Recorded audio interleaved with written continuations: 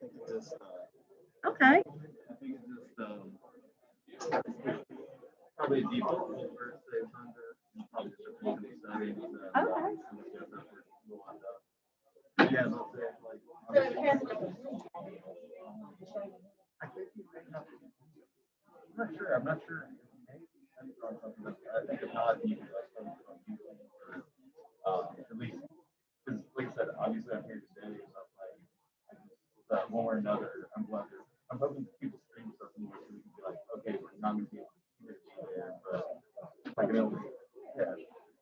Like obviously today this is more of a news thing, but like you like an event, sure. Like and especially if you really actually get there a few questions, like it might be little flares or at least something. If that stretch of you have to let us know so we can cover it. Obviously, we do our best, but obviously, you know.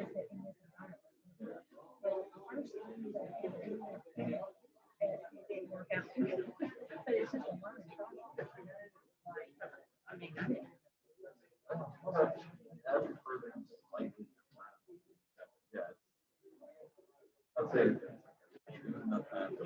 yeah. Exactly. nothing goes well the first time. Yeah.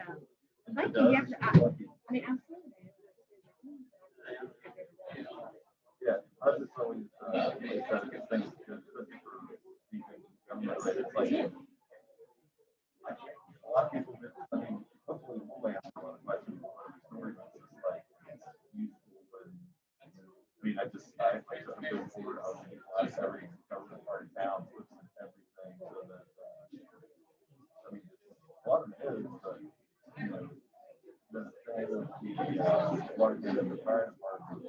All that was, I think, the guy who understand what it was and what was part of the deal, and it's like you can look it up. It's like yeah, they're probably fire department. It's not promise to get a big cross once you have 5 minutes or whatever, like one of that, like that's what the city promises. If you only really have 5 hours, but still there.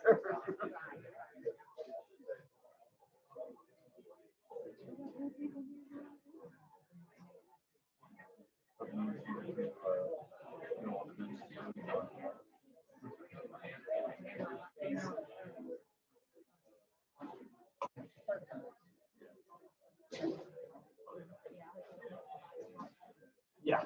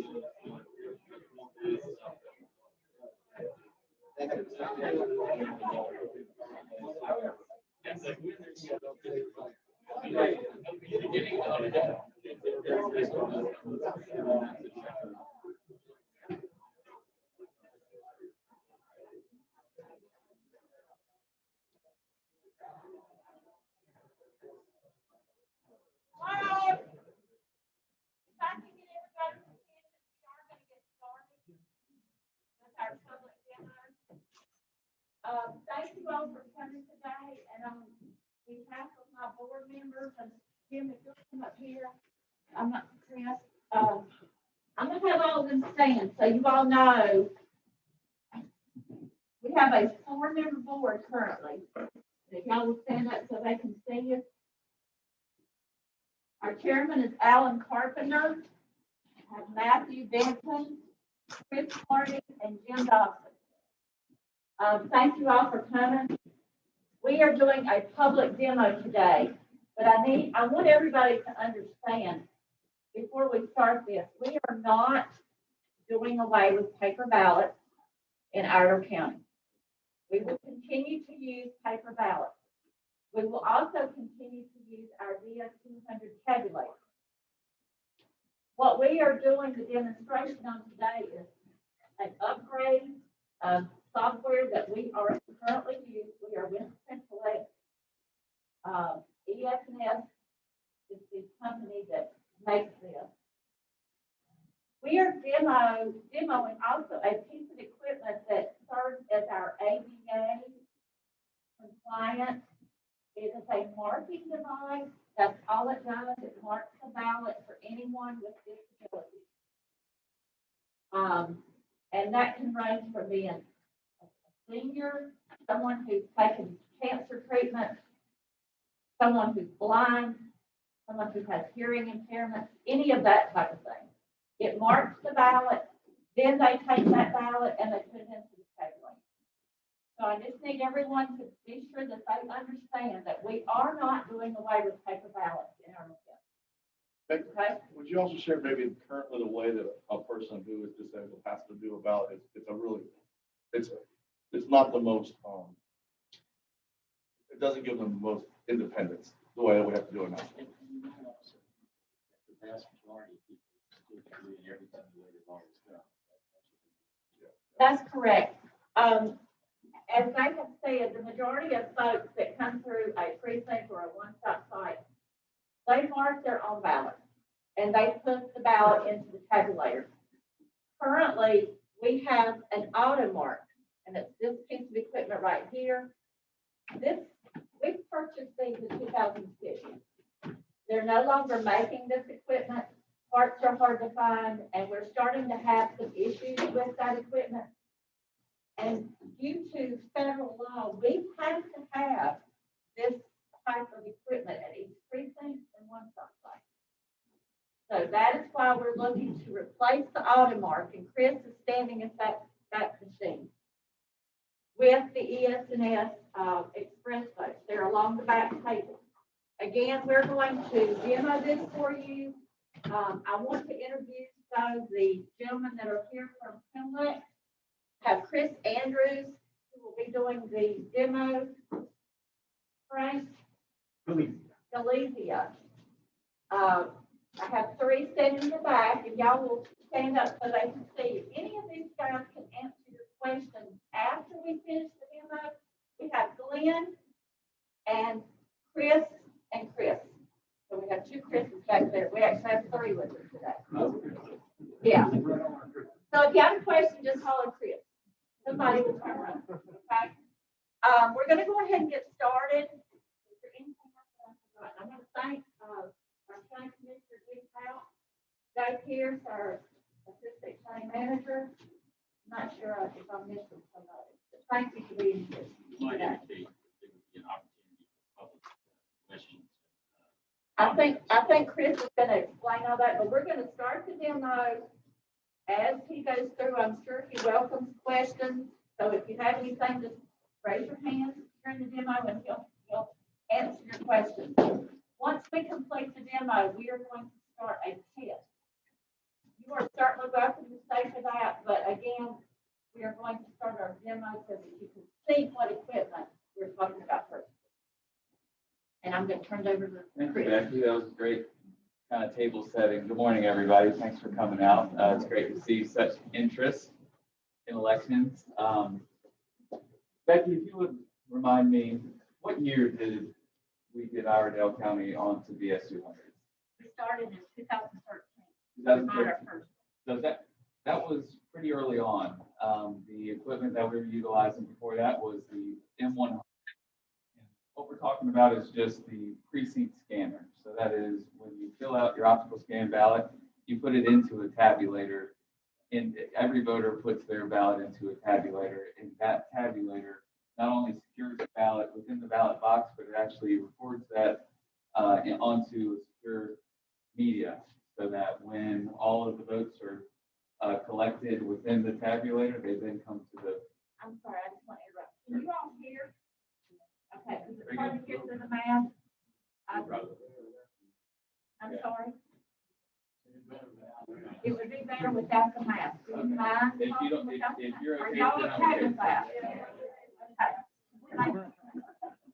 Okay. Okay, so back on track.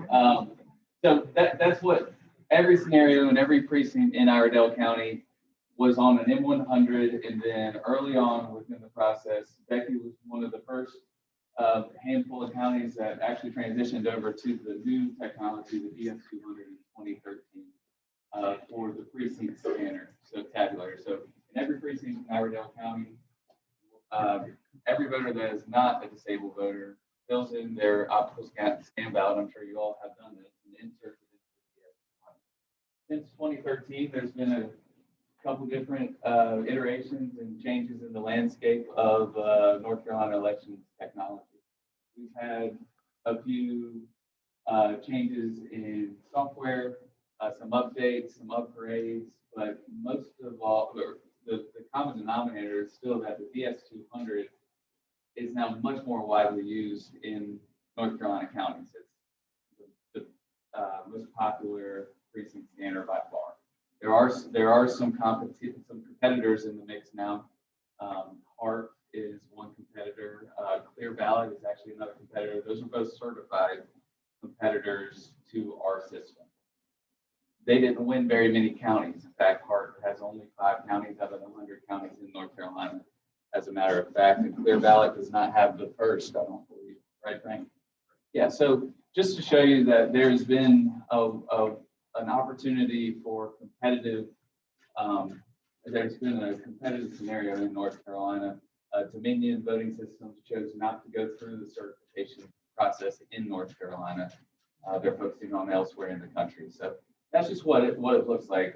We were fortunate enough to secure Iredell's business for the next generation of equipment when we sold Becky the DS200s, and now we're here today to talk about a few things. Something that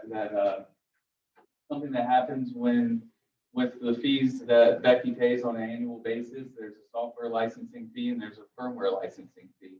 When you buy our equipment, part of those annual fees, part of what you get is you get the upgrades that come with it when we come out with new technology. We have additional functionality that we want to bring into the precincts. That's something that you get kind of not as an a la carte charge. It's part of what our service is. So what we're here to talk about today is partly that, it's partly an upgrade to the operation of the existing equipment, which is what you want. You don't want to buy something, you don't want to buy an iPhone every 2 years, but we end up doing it, right? You want to buy something that has longevity, that can kind of be manipulated and adapt to a lot more people voting, more different functionality that you need. So that's part of what we're talking about with the change to electionware from an existing Unity system. These are just the operating systems that the equipment work on.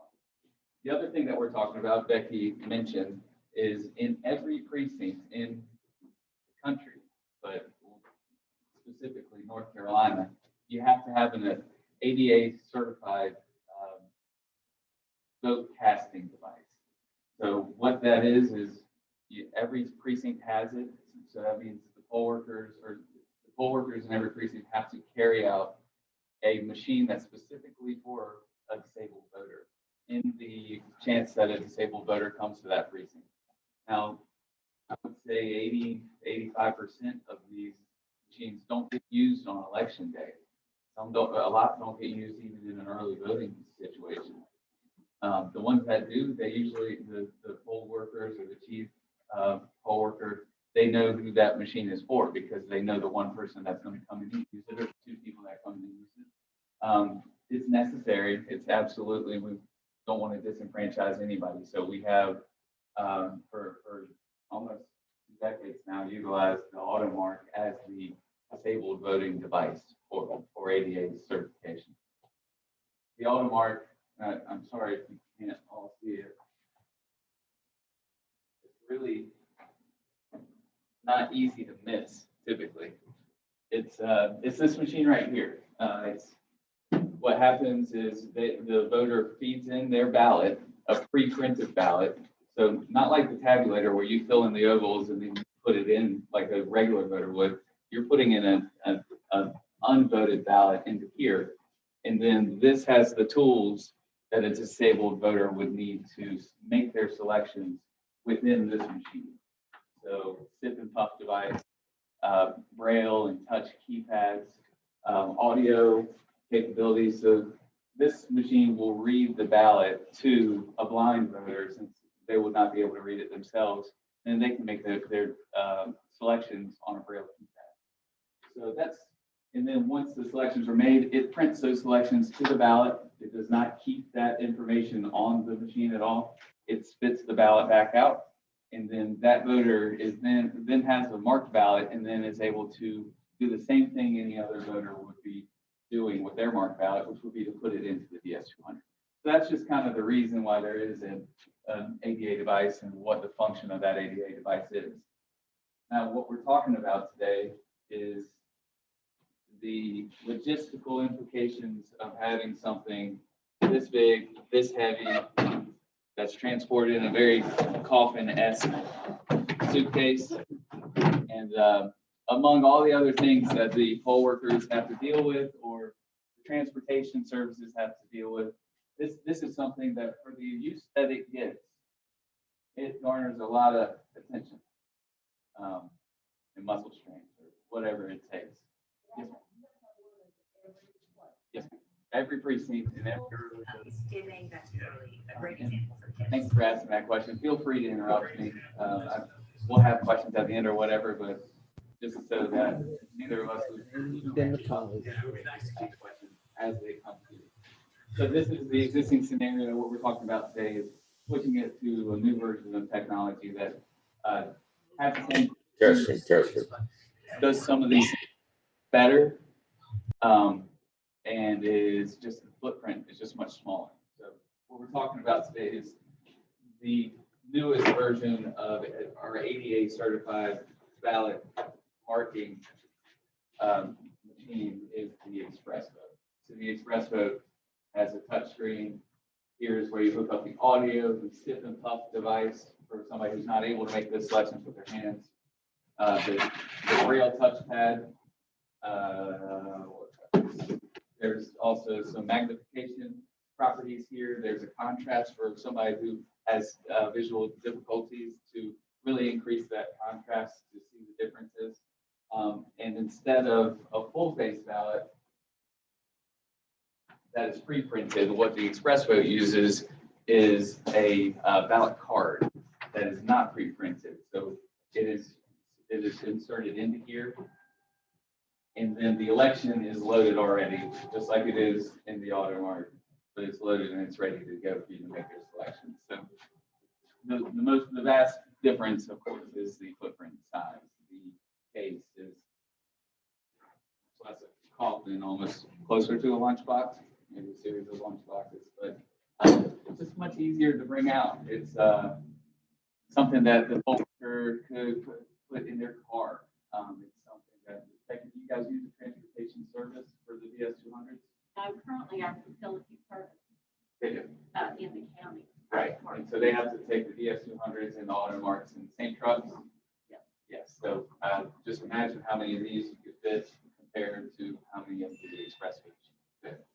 So this demonstration is pretty easy. It's a touch screen. Depending on how this disabled person is voting, they go through a different set of how they are going to vote. But once all of these selections are made, they're taken to, I think this is a long ballot. You guys are going to have a lot of testing today. So able to make their selections, and it will take them to a results screen where voter is able to look at all of their selections. It's prompting me that this contest was not fully voted, select two, select up to two. You may vote for one. You may vote for five. Is this a 10-page ballot? I don't know that. Do we have any poll workers in the room, by the way? Yes, we do. We do have some. Hanging high, I'll invite you to come up and take a look at these two different machines. If you've ever had to unload the Automark and get that set up, it weighs about 50 pounds and it can be a little tough to maneuver.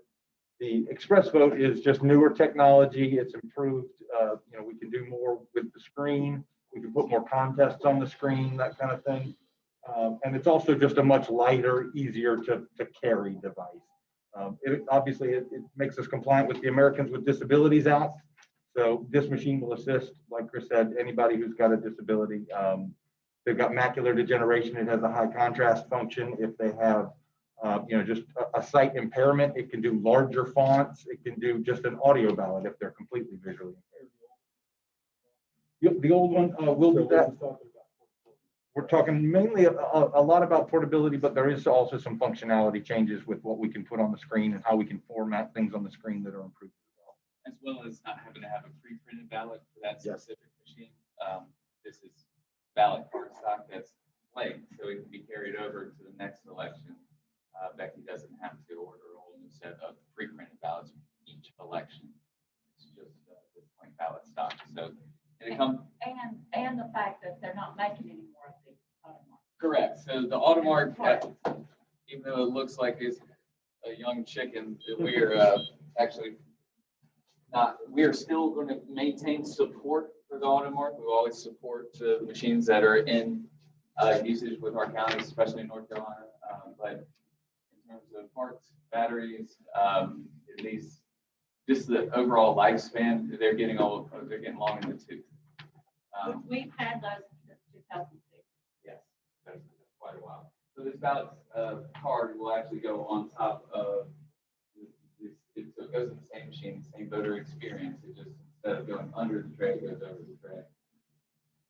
It goes into the same box as everybody else. So, check that.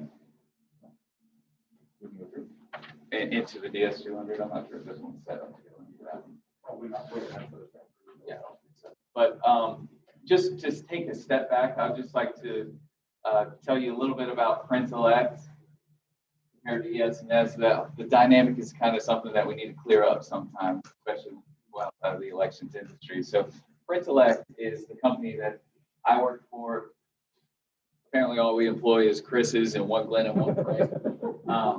But our company started in New Bern, North Carolina. We have about 40 employees in New Bern, North Carolina, and we do ballot printing, we do elections sales and services, we do election coding, we sell election supplies like booths and bags. But what we are here today to talk about is the equipment that we represent. So election systems and software, ES&S, is the largest equipment manufacturer in the country. They have around 55% of the registered voters. So they have all of New York City, Cleveland, much of Florida. They are the biggest player in the elections equipment space. In certain parts of the country, they have people who represent them, companies that represent them. We are their largest company that represents them in the country, and we represent them in North Carolina, South Carolina, Virginia. So we are their extension, but we feel like we are their best representation because not many places in the country have the resources that we do in terms of the staff and the support that we have in North Carolina for North Carolina County.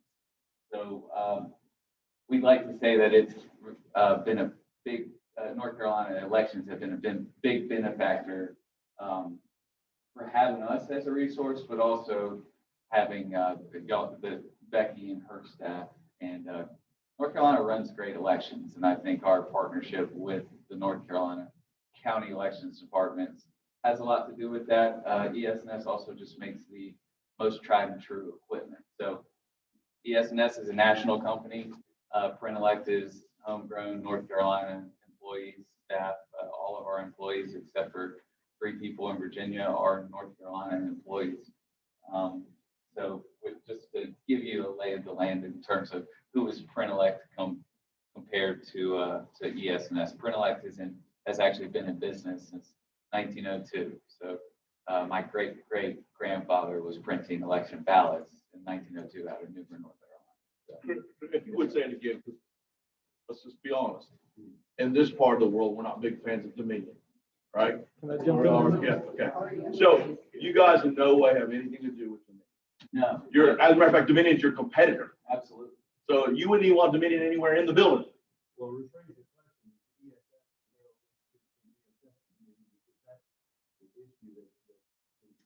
question. Yeah, so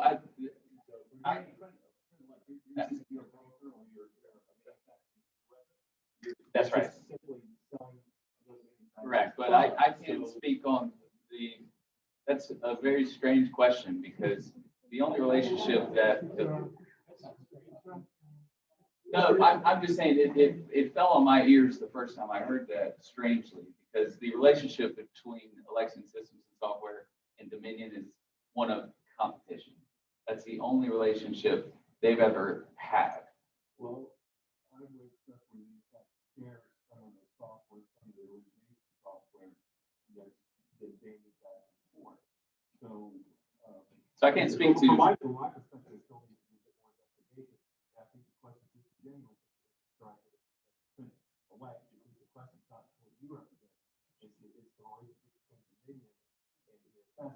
Correct, but. And then the next question would be, can you put a hard machine in the polling facility with the other machine at the same time and have we voted them to see what the price is and run a similar test that we're doing here with the competitive product? Okay, so let me take one part of that at a time. It is important to us because we are their representative here. So that is a relationship that we form and we foster and we keep. Election systems and software has had to disclose their complete financial situation and ownership has had to be vetted specifically in North Carolina as well as other parts of the country. ES&S is owned by a single ownership group, and that ownership group is a capital ownership group that started with one of the founders of election systems and software. So very clean comparatively to other ownership groups in the election equipment space, including that of Dominion. That's actually one of their value propositions is how clean and safe and reliable and just without real flaws and marks that the ownership group is. The only interaction with Dominion that has occurred, I was told, in the past 15 years in terms of anything that has had to do with cross wires and other ways than competitively, was ES&S purchased a company called Premier, and 10-15 years ago? Yeah. And the Department of Justice decided that ES&S's acquisition of this company caused too much market share, a monopolistic concern. And so ES&S had to sell, mandated by the federal government. We were forced to. Were forced to sell the company that they just bought to a competitor just to even out the space for the concerns of a monopoly. I don't know, I but think it was 16, I think, just from my research. It was around that time. I'd have to check, but yeah. so Dominion bought that piece because it was up for sale for anybody for something. However, Premier has nothing to do with the equipment that ES&S was building at the time or had built prior to or built in the future. So the source code or the software system is something that I can't speak to. Correct. However, I can sit here to tell you today that Dominion is not in ES&S's pockets or vice versa. It's actually quite the opposite. Yes, sir. You're based in Newbern, where are the machines manufactured? The machines are made manufactured, if some components are manufactured overseas, most of this is assembled. Okay, you also said machines are certified. What does certified mean, and what kind of independent certification is being done? So that is the Elections Assistance Commission. That's a federal, entity that is, that puts out standards for, election tabulation systems for America. They actually just passed new standards a couple weeks ago. That will be, I think, 2022 is the standard setting, but yes, that is the independent agency. I'm not sure, can't speak to how those, how that is appointed. I would assume in some sort of bipartisan fashion. Election Assistance Commission certifies test labs. We send all the equipment to these test labs. They run, it's like 10 million ballots or something, and we have to be 99.999% accurate. They do drop tests, they do shake tests, they do all kinds of tests. But the federal government certifies the labs, and then we send the equipment to the labs to be certified. It's also testing.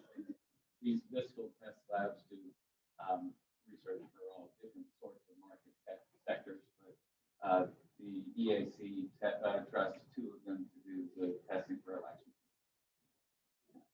Yes, sir.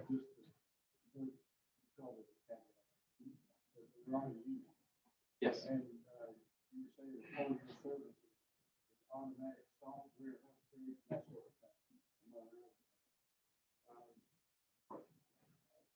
I don't think Cassie has ever had a software upgrade to their calculator.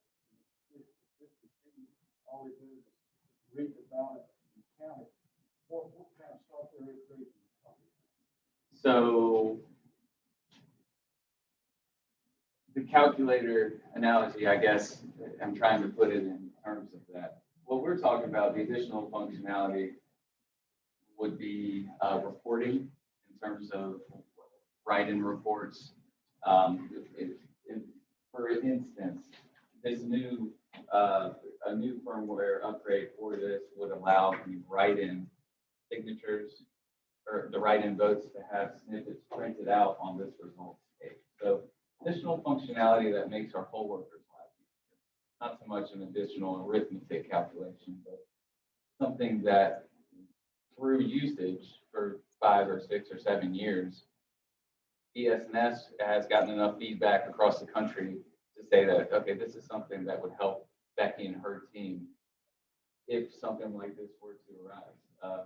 Another instance would be this moving ballot graphic that's happening. And if you can't see that, I apologize. The Unity version, it doesn't move. And you think that would be just something that's kind of trivial, but it actually is a great visual cue for those who walk up to the machine, voters that don't quite understand what to do. I'm looking at all these screens right now showing the movement of the ballot in. It can make a big difference, even though it's subtle. I want to answer one part of that question too. We bought into this equipment in 2006. So we have built our inventory we started with M100, now we have DS200. All of this operates on the ES&S voting system. We can't bring in a part piece of equipment to work with what we have. We would have to get rid of everything we have and purchase strictly part equipment in order to be able to use parts, anything with parts. Sure. So when would be the next round of purchases for new equipment? Oh, I don't know, because we have bought these and they're working well. We have had elections, we've had recounts that have matched 100% to election day and one-stop totals. We're pleased with our tabulators. They count, they're 100% accurate. So we really have no desire, if you will, to switch to something else. Becky, did you, last year or 2 years ago, did you see any of the HART demonstrations at any of the district meetings or anything like that? I did not, because we were not interested at that time. I mean, we just had no desire because, again, we like what we have. They count. We're very comfortable with them. and we've not had any reason to look at something else. And Hart has one or two employees that may or may not be in North Carolina or specifically. And again, we have 40. Have been in a competitive situation with all of the 100 North Carolina counties. Currently, we have 95. Well, so, yeah, I hear you, but from a, this is sort of a government, private industry type of scenario where, if, for example, if the government, you keep doing things. If you're in the private sector, you do take competitive quotes because there's always something federal coming down the road. Possibly.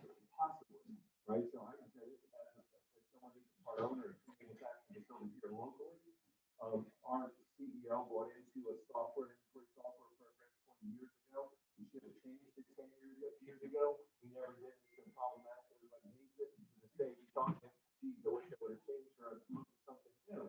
So just because, for example, just because something's working doesn't mean it's working because something's better may be out there. And so far, all I'm hearing is all this stuff works really good, but we need to buy this other stuff because it's more affordable. So we're gonna invest in something because it's more portable twice or every 2 years. Well, we've actually been saving for the last 5 years, so probably in each of our budgets, because we knew that it was going to come to a time when we would not be able to get parts for this equipment. And we wanted to save. So we've done that for the last, 5 years, so that we would be ready to replace this equipment. This year, we have the funding, plus we also have additional funding from a HAVA grant funding that has been given to us. And if we don't use it, then it goes to another county. It's federal grant money, and it will help to purchase this equipment. And everything you say, I'm on board with. I think it's absolutely wonderful that you would create. It's a great thing when the government does what it should do. I think that's absolutely great that you're doing that. Yeah. The only thing I'm saying is it doesn't hurt to take a competitive look at something. That's all. This could be the best of the world. We need to go in that direction. Why not you told me actually we should probably look at something else and just maybe something better. And again, that was the question. If it's all tied together, then I understand you couldn't do anything else at this moment in time. But again, if you improve money, it's wonderful. Well, and if we were in the market to replace our tabulators, we would certainly have another company here. We would not have just this one company. But I'll say it again, I'm extremely pleased with this equipment.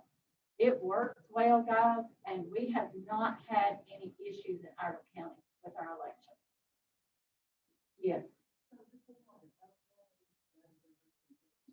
It's an upgrade of the ADA voting device. So what Becky's saying is the tabulator's a pretty big component, probably a bigger component than the ADA voting device, not to belittle disabled voting, but this is a tabulator for all voters. This device upgrade just kind of goes part and parcel with this DS200 tabulator. When you make a switch of tabulation device and the DS200, we would be in here in a competitive situation. It would be more of a substantial change. It's a brand new machine that's never been used in the election before. This is not. No. Oh, you won't be buying a brand new machine that is not a used machine. However, this has been out. New York City uses these. Mecklenburg County utilized these in 2020 for a full election. Even every voter election, touchscreen wise, they utilize this machine. But yeah, we have a dozen counties in North Carolina utilizing ExpressVote for ADA device. And how much reliability is during that time? Very, very proud. The updated, you were saying, I believe, as things change, software change, how many USB ports come? So this one has two, I believe. So two USB ports under lock and key. One is for redundancy. The other one is what the USB is used for is not storing the vote. This This is not a tabulator, so it does not store the actual vote.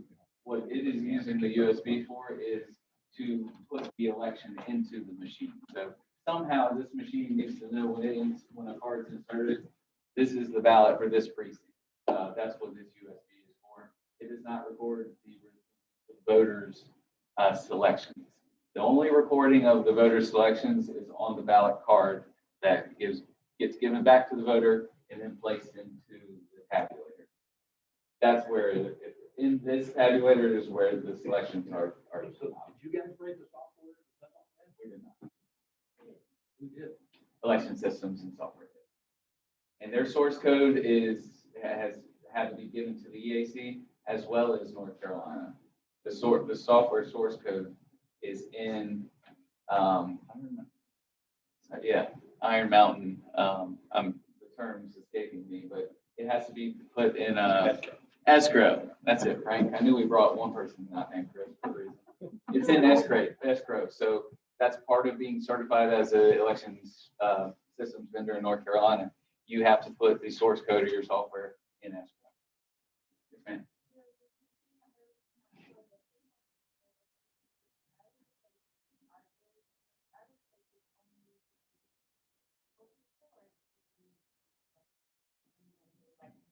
The majority of counties in North Carolina are using it as Iredell County would use it. Mecklenburg and other counties that are interested in it are coming from an iVotronic scenario, which is a touchscreen voting system, so that every election is made on touchscreen and then recorded to a paper receipt, transaction receipt, or ballot card. So Mecklenburg used it in 2020 for an all voters scenario, the ExpressVote. So they would make the selections on the ExpressVote. They'd still get back the paper card in the same scenario. However, it would not just be for disabled voters. Much more heavily trafficked use. That's what the ExpressVote can do that, but it is also ADA certified. Yes, ma'am. Raise your hand. If you have that question, yeah, so I guess I'll add to it. So is this, would it be the normal step or processes? I don't know how long, what's the lifespan of these machines? When are we looking to needing? How long did your 100s last? We bought them in 2005 or 6. We used them the first time in 2006. I know, that's what we want to do. And then we started buying these in 2013, but we were still using them until probably 16. And then you were on the front end of everything. So more counties have bought in 2016, 5 years beyond. Oh, yeah. Yeah, beyond 5 years. So when we think about replacing these, so is it just naturally going to be, now we're going to do that? Like Mecklenburg County? I wouldn't say so. We will stay with paper. Let me just say this. I think I can speak for the board. We like our paper. We like the fact that we have paper ballots that we can go back to. We have no desire to change from that. And I think as long as these guys are board members and I'm in my position, we're not looking at switching from. We will always have paper. We will strictly use this for an ADA. It could be used in a one-stop site if we, let's say, started running short of ballots at a particular site and people needed to vote, that would be available for them to vote and mark their, a ballot and put it in the machine. Since it's a blank ballot. In Because an early it's- voting right. scenario, you have to have everybody's ballot. And that's But we would still have that piece of paper. And we have no intention of doing it. Hopefully the natural progression would be, I don't even know what it looks like, but a DS300 or something, ES&S. But I would assume, yes, the Iredell County will stay with an optical scan scenario and not move to a touchscreen type scenario. Just a comment, my wife was working with polls for years and years and years. At one precinct. And they closed the poll at 7 o'clock, locked the doors, and by 8:30, they have the final vote count an hour and a half. My concern is these places, and they all seem to have the touch screen type voting. They find ballots in somebody's trunk 4 days later. But with these things, these tabulators, those ballots are never touched by anybody except the voter. And they go into, that's the ballot box, you actually store the ballots in that box. And you never touch them either unless there's a recount or something. The only time we touch, and let me just correct one thing you said, we closed the poll at 7:30. Yeah, I didn't want you to think we closed tomorrow. That's okay, that's fine. But he is absolutely right. The ballots go into the box, they go into this blue container. These ballots are never touched by us. We never look at them unless we have to do a recount or unless that precinct is chosen for a hand-to-eye audit count after. And a hand-to-eye audit count is another check we do after the election. And we can hand count our ballots to make sure that that tabulator counted right. So we match ballots to that tabulator count. So those are the only 2 times we touch them until we pack them up to store. And yes, we have both parties, you know, at our recounts, anytime ballots are touched, we have our board members are made up of Democrat and Republicans. We have people there. So, yes, we. And there's never a member of there's never a time when a member of, I'd rather not wear a mask anyway, to be honest with you. Roy Cooper thinks. So, there's never a time when a ballot is touched when a member of both parties isn't sitting there at the same time. So if Alan's holding it, I'm staring at it with him, right? If I'm holding it, Jim is staring at it with me. We look at each other and go, do we agree? We go, yes, we agree. So you never have a moment where just because there's 4 of us made up of 2 parties, 2 of them or 2 of us will never be the ones to look at it without the other party looking at it. So we always have that check. So you have, and we're here to represent you. That's our only job here. You have your staff, which are hired, and our job is solely to sit there and be your eyes and ears on the board, and we make these decisions. So when I go back to guys, I think it's very difficult because those of us who disagree with process across the country, right? That's not the same thing we're dealing with here. I will tell you, actually, Iredell's process is fantastic. And I was mentioning to Karen earlier, I think Becky's ahead of the game. I don't know if you know this, but literally, if you go in and vote early, your name actually comes out of the book. So when you go in, and your wife does, when you go in, if you've already voted, you can't even get a ballot. So when you say, oh, I'd like my ballot, and they go, your name's on the book, we know right away, 1 of 2 things. A, you're not registered, or B, guess what? You already voted. So that's the way it should be across the state, across the country. That's not the way everybody does it. That just shows you the steps they've taken to go ahead and get rid of voter fraud. So our process here is better than everybody else as well. So I can tell you in great things. I can't speak for Philly and Minnesota and all these places where we all hear, and I agree with you, they all look skeptical. But in Iredell, your early votes are already done. So we don't even do these late night counts. That's why we're so effective at getting your votes ready for you at the thing, because all of that's already been done. So there's no such thing as, oh, now the votes are in, let's see what's out there. That's not the way Iredell does it. As soon as when we turn that key, all early voting, it's already done.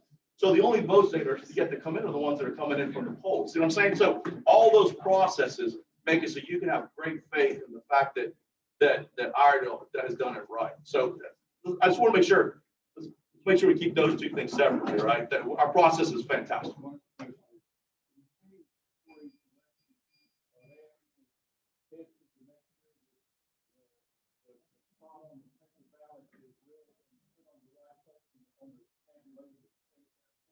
Yes, we have a test script that we come up with.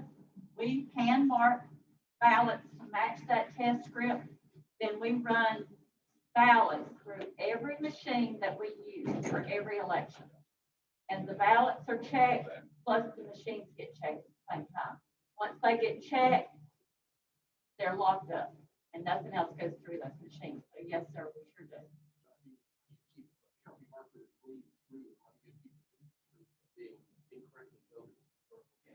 Well, A lot of times the machine will still take it because the timing marks are at different places on our ballot. But if we have a situation where, let's say an absentee ballot comes in and they've used a marker that we will, in front of both parties at our board meeting, they will take that ballot and they will duplicate it, the mark on a blank ballot. We will void the old one and we will put that ballot in. And that is per state law. We can do that. But we very seldom have to duplicate ballots. Yes, your question. Yes.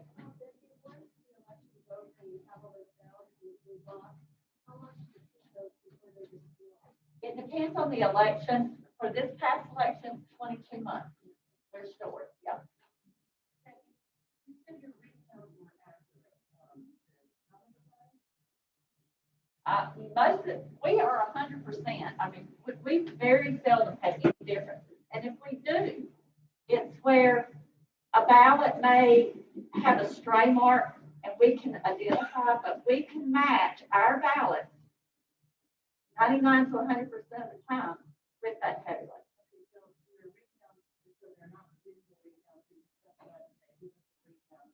Oh, heck no. No, ma'am. Chris, yeah, how long did it take us to do that recount? 13 hours we stood at our office. We had board members that were there. And we fed every single ballot that was voted this past election, which was a lot of ballots, we had to put through the machine. So yes, ma'am, we do the recount. Perfect segue. Yeah.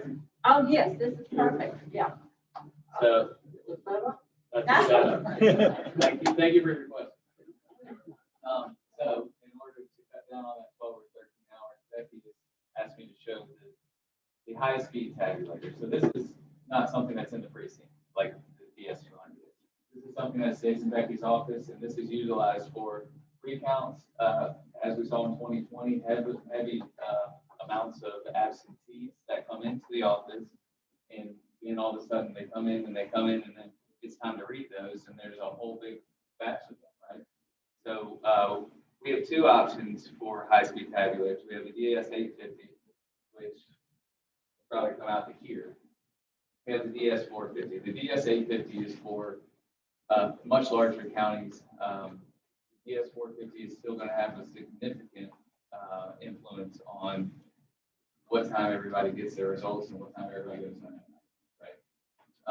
What this machine does is it counts a stack of ballots through this paper pad, and it tabulates. It does what this does on a single ballot basis. It does that in a continuous feed at 72 ballots per minute, double-sided.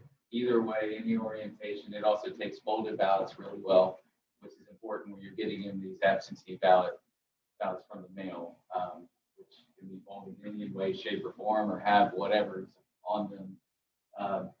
But so what it's doing is it's counting the absentee ballots. It is storing them to a secure USB thumb drive, just as it is over here on the DS200, and Becky's able to read those in to her election aware software right now.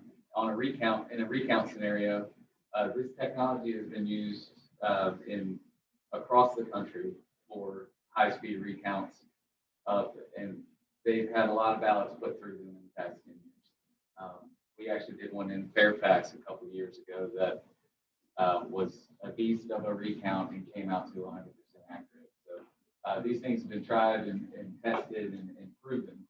And it can really, instead of 12 people standing around at a room that probably looks a lot like this one, right, feeding in the votes for the recount, it's stacks of ballots that are then sorted into these three different trays, and these trays can be set up to be overvotes, undervotes, write-ins, can be outstacked or counted votes. So there's a lot of reporting capabilities, a lot of reading capabilities that are able to be done within this technology. I'll just go ahead and shut up and hit the scan button. while he's doing that, I want everybody to understand, this past election, the state board chose counties to host these pieces of equipment. We were chosen as a district host, and so the state said, you host it and you can have it. So we were gifted this 450. We're not purchasing it. And we could not use it, excuse me, we could not use it this past election because we were on the old software. So it just said unused. But with this new software that we are demonstrating today, we'll be able to use the 450.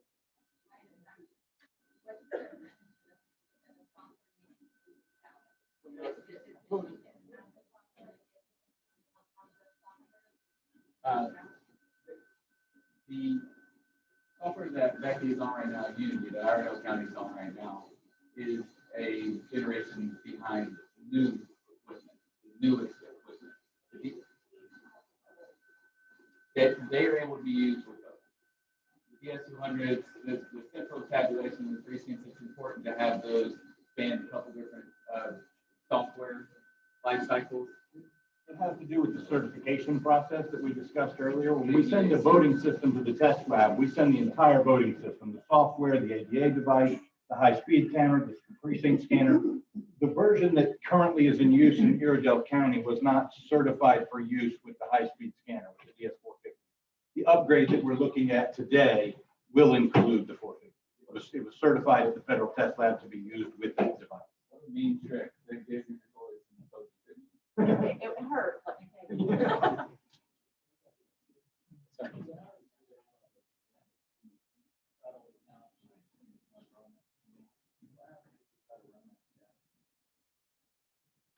It will take it.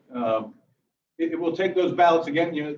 The process of making sure that ballots don't get counted twice is more of an organizational process within your board of elections.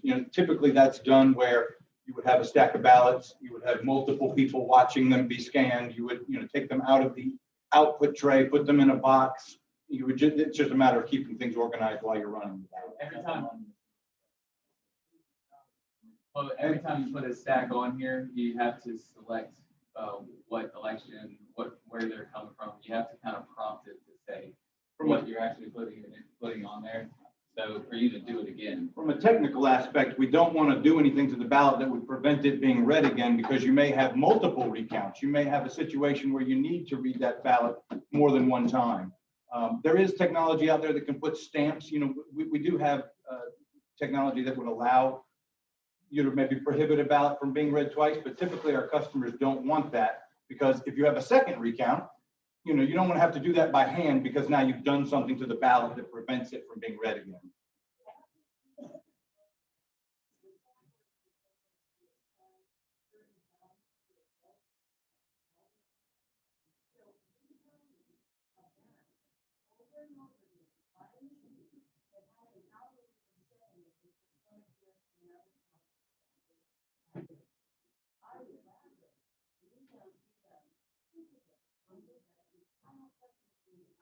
North Carolina does actually require, I'm sorry, if you weren't finished, I'm sorry. I did just want to throw in the North Carolina.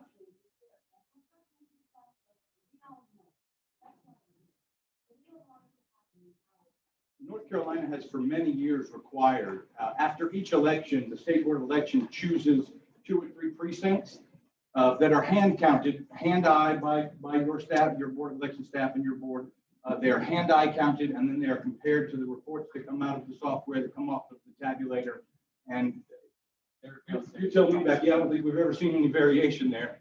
But there is, just so you're aware, there is safeguards in place to make sure that the machine is counting the ballot correctly and that the software is reading the media device that comes in from the machine incorrectly. And that is done with a hand-eye recount that is then compared.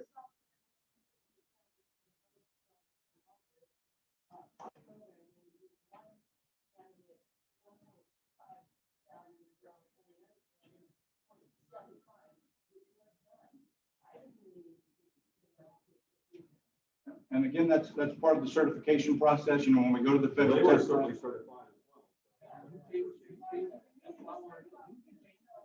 We can change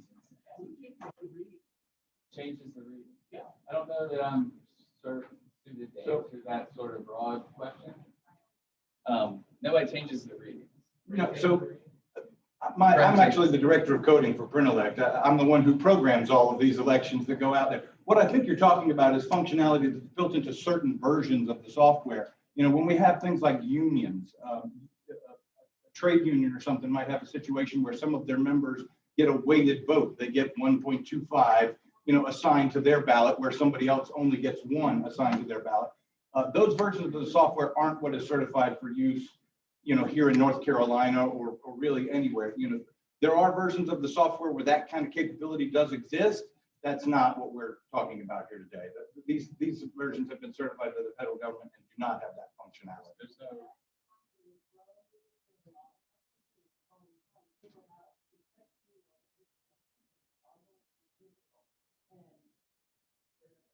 So North Carolina actually banned, what I think you're talking about is what we used to call direct record electronic machine.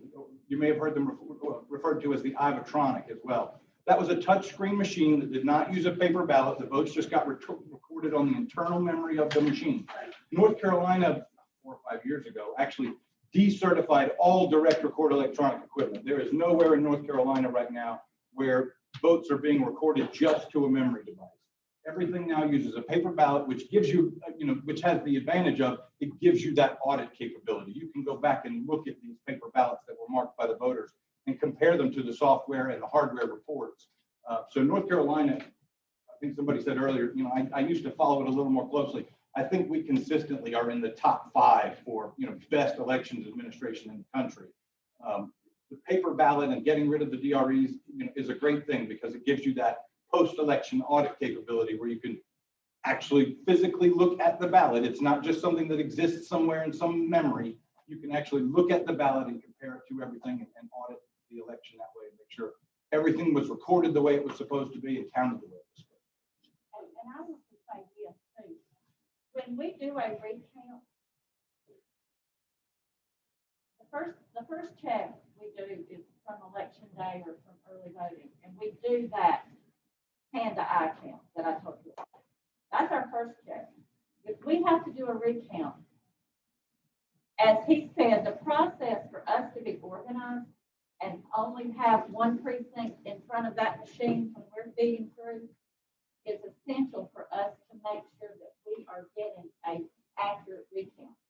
If for some reason it doesn't match, then we will take those ballots and hand count them to match it to that precinct, to see what that, you know, discrepancy is. So I don't want you to go away from here thinking that we just put it through this machine and we don't match it with anything because it is checks and balances. From the time we start preparing for this election till it's canvassed and it's certified. If I can just throw in there too, another requirement that North Carolina has that is, you know, great for auditability and great for being able to make sure things are being counted correctly. We've touched on it a little bit, but everybody in North Carolina is required to do what we call logic and accuracy testing. So when my department completes the coding, we you know, go in the software and make the ballots all count correctly. We send the coding to Becky and her staff. She then burns all the media and takes a test deck, you know, a certain amount of ballots. It varies from election to election, that has been marked in such a way that we know what the results are going to be. We, you know, either have a pattern or we have recorded them as we've marked them. At any rate, we know what the results should be when they come out of that machine. So every time the coding is sent to the county, before the election is ever conducted, before anything's sent to a precinct, test decks are put through the machines for every single precinct tabulator, and it is confirmed that the results that came out of this machine match the test deck that I created. So now I know it's not assigning 1.25 or anything like that to any particular ballot, because I know what the results were supposed to be, and yes, they are that. And so now I can confirm that this has passed logic and accuracy testing and can be sent to the precinct, you know, for election day and for counting. There's nothing simple about it. There are checks and balances across the board. Tons of checks and balances. The people that have Printellect, the people on your board, Becky and her staff care dearly about the democratic process.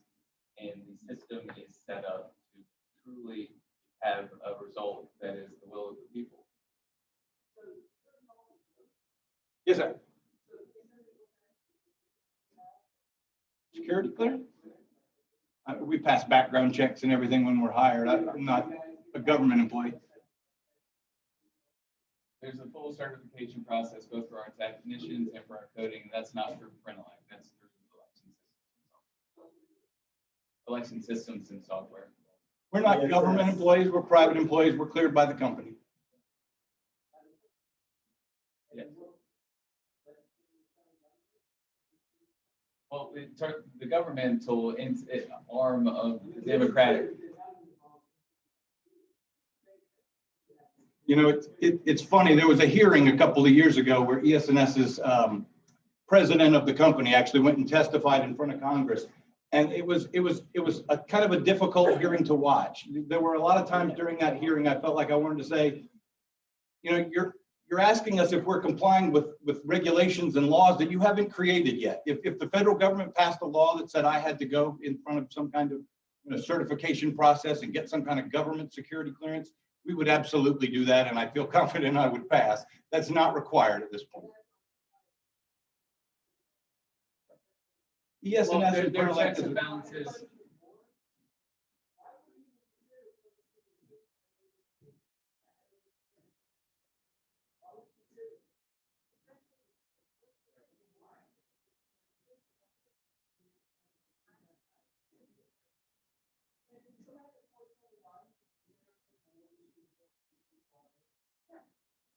I think what we would be looking at is accuracy, and so this past election. Just because you don't like my answer doesn't mean I can't give it. So in this past election, we had recounts. So we had opportunities to test this equipment, to verify the results. We did a hand-to-eye recount, which means we got human people looking at the results that these machines tabulated. We had 100% accuracy. So if the proof's in the pudding, there's the pudding.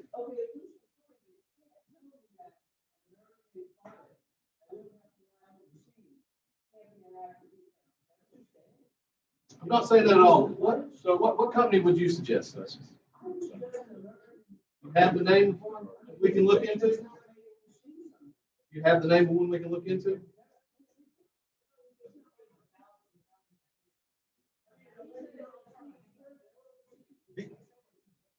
The issue that we run into, I think, sometimes is that some of these things are only and there's been a lot of talk about this in the news lately, and I would encourage, if we can make some of these chips here in the United States, ES&S will certainly buy them. We want people to have confidence in our products, and we want people to, buy American, and I support a lot of what you're saying. The problem is that some of these things just are not manufactured in the United States. Like I said, they're assembled here. They, are certified here. They are checked for accuracy. We, go to great lengths to make sure that everything that gets counted accurate. But as far as some of the internal components, when you're talking about, just some little transistor that you can't buy in the United States, there are limitations to what we can do to make the entire machine here in the United States. In their assembled form, they have to pass EAC testing, which is an exhaustive test, and it is in their assembled form.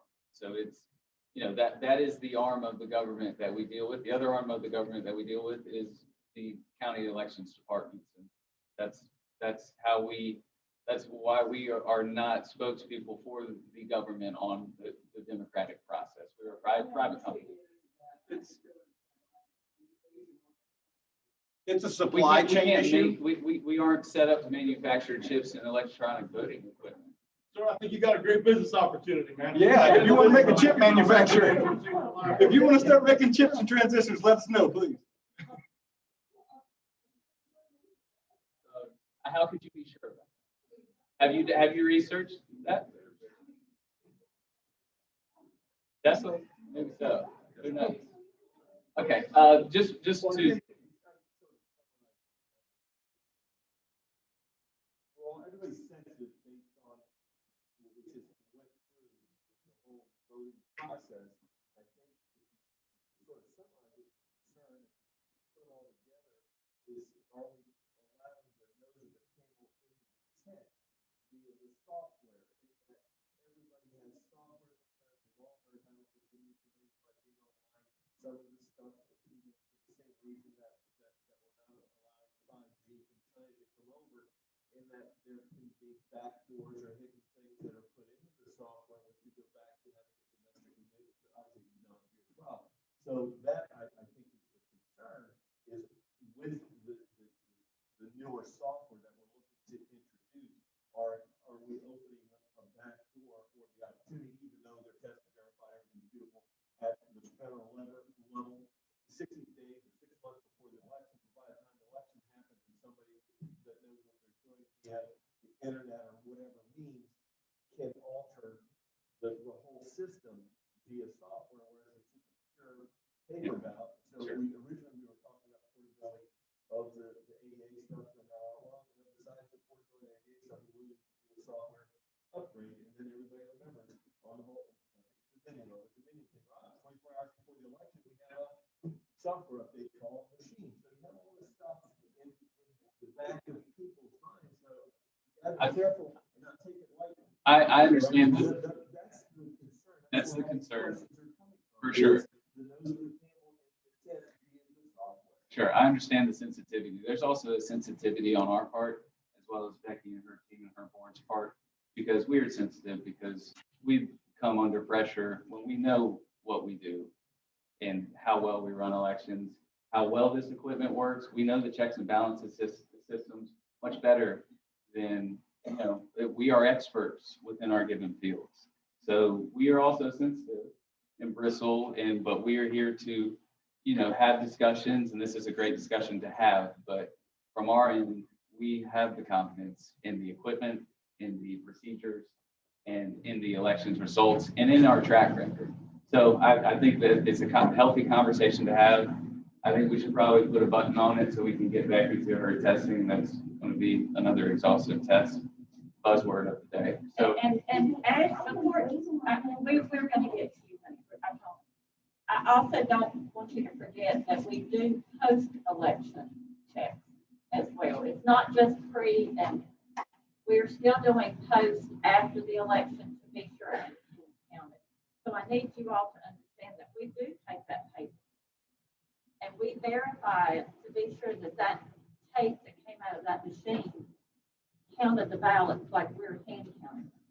And that is done. It's a random selection. We don't check all of them. But every time we have done that, every single time, it has been 100% accurate. If I can just touch a little bit on. Nice woman speak though. Yeah, Go ahead. yeah. Go ahead, go ahead.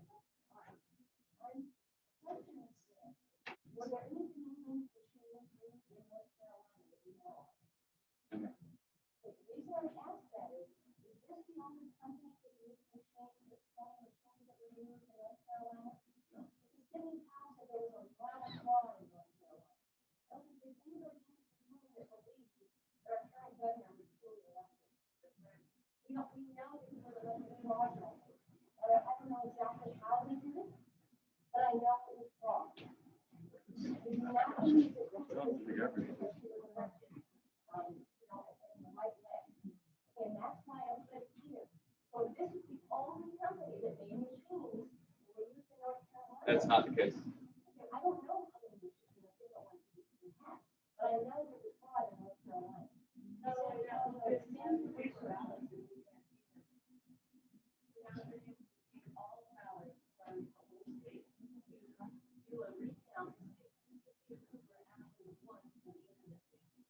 We need to direct that question to the state board of elections. We're here to be the equipment manufacturer. There's a lot of that.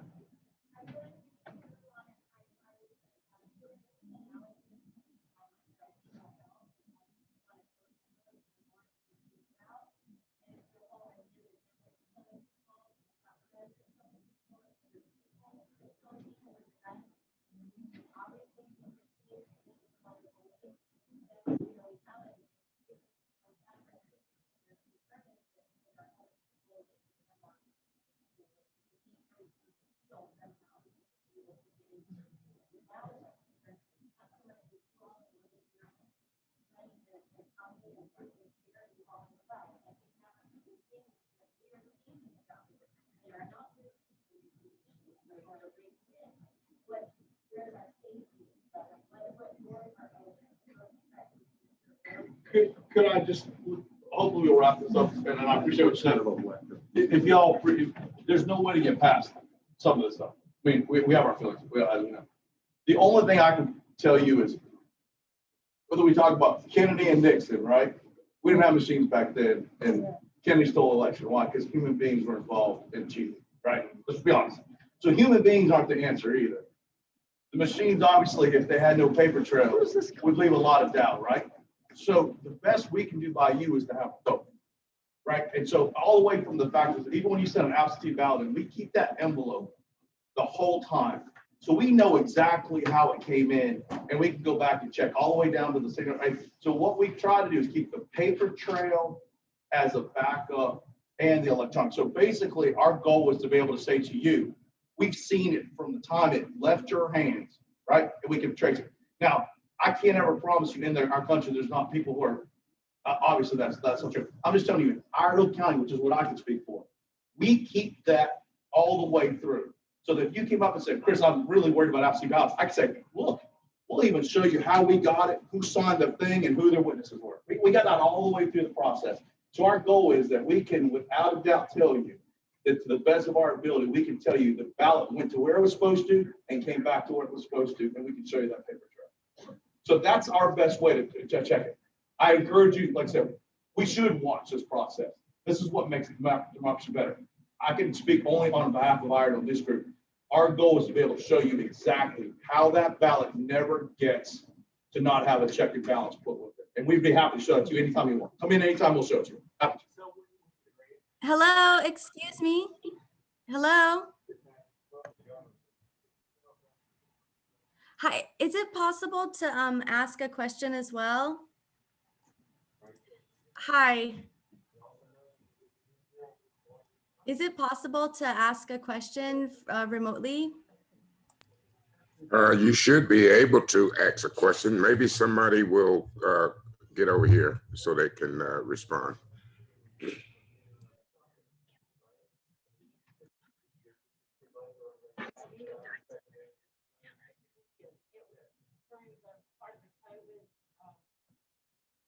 Relief package. So it's just money that they gave us. They get nothing. When did they give it? This past year. We were, yeah. And let me say this too. Glenn from like brought up a good point. Prior to the 2020 election, every county in the state, and I'm sure at their office, Homeland Security came in, and they also did checks on us, checks and balances, security type checks. So state of North Carolina has gone through a lot of trouble to be sure that everything is secure as it can be. And I'm saying this from a personal standpoint. We do not want to be in newspapers. Okay, we do not want to be on Channel 3 News because of the election. We do everything we can to make sure our elections are accurate. And if you ever have any questions or concerns, anytime prior to an election, if you want to come into our office and watch us, call me. We welcome you. That's legislation. You're going to have to talk to your legislator. It is.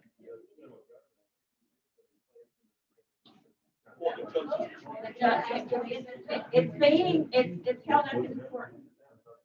That is right. So are we good to start our test, or do you all have anything else? Okay.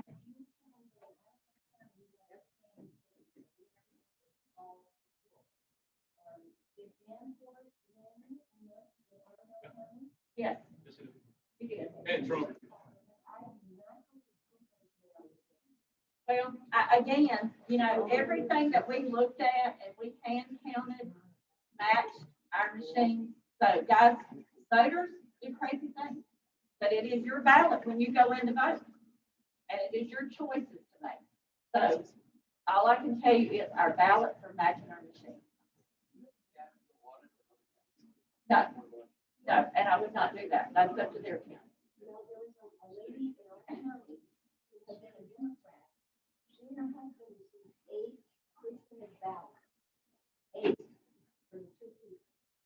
Well, and again, we can talk about these things. I welcome this conversation, and anytime you all want me to come and talk to you, or you want to come to the office, we'll talk. I think it was probably absentee request form, but we really need to move on to this tip. But I want to be sure everybody feels good before they leave here today. Becky, we've got a few questions on the Zoom. Can we see what those are before the demo starts? Okay, you guys want to, if you have a question, just unmute and ask. I think that's going to be the easiest thing.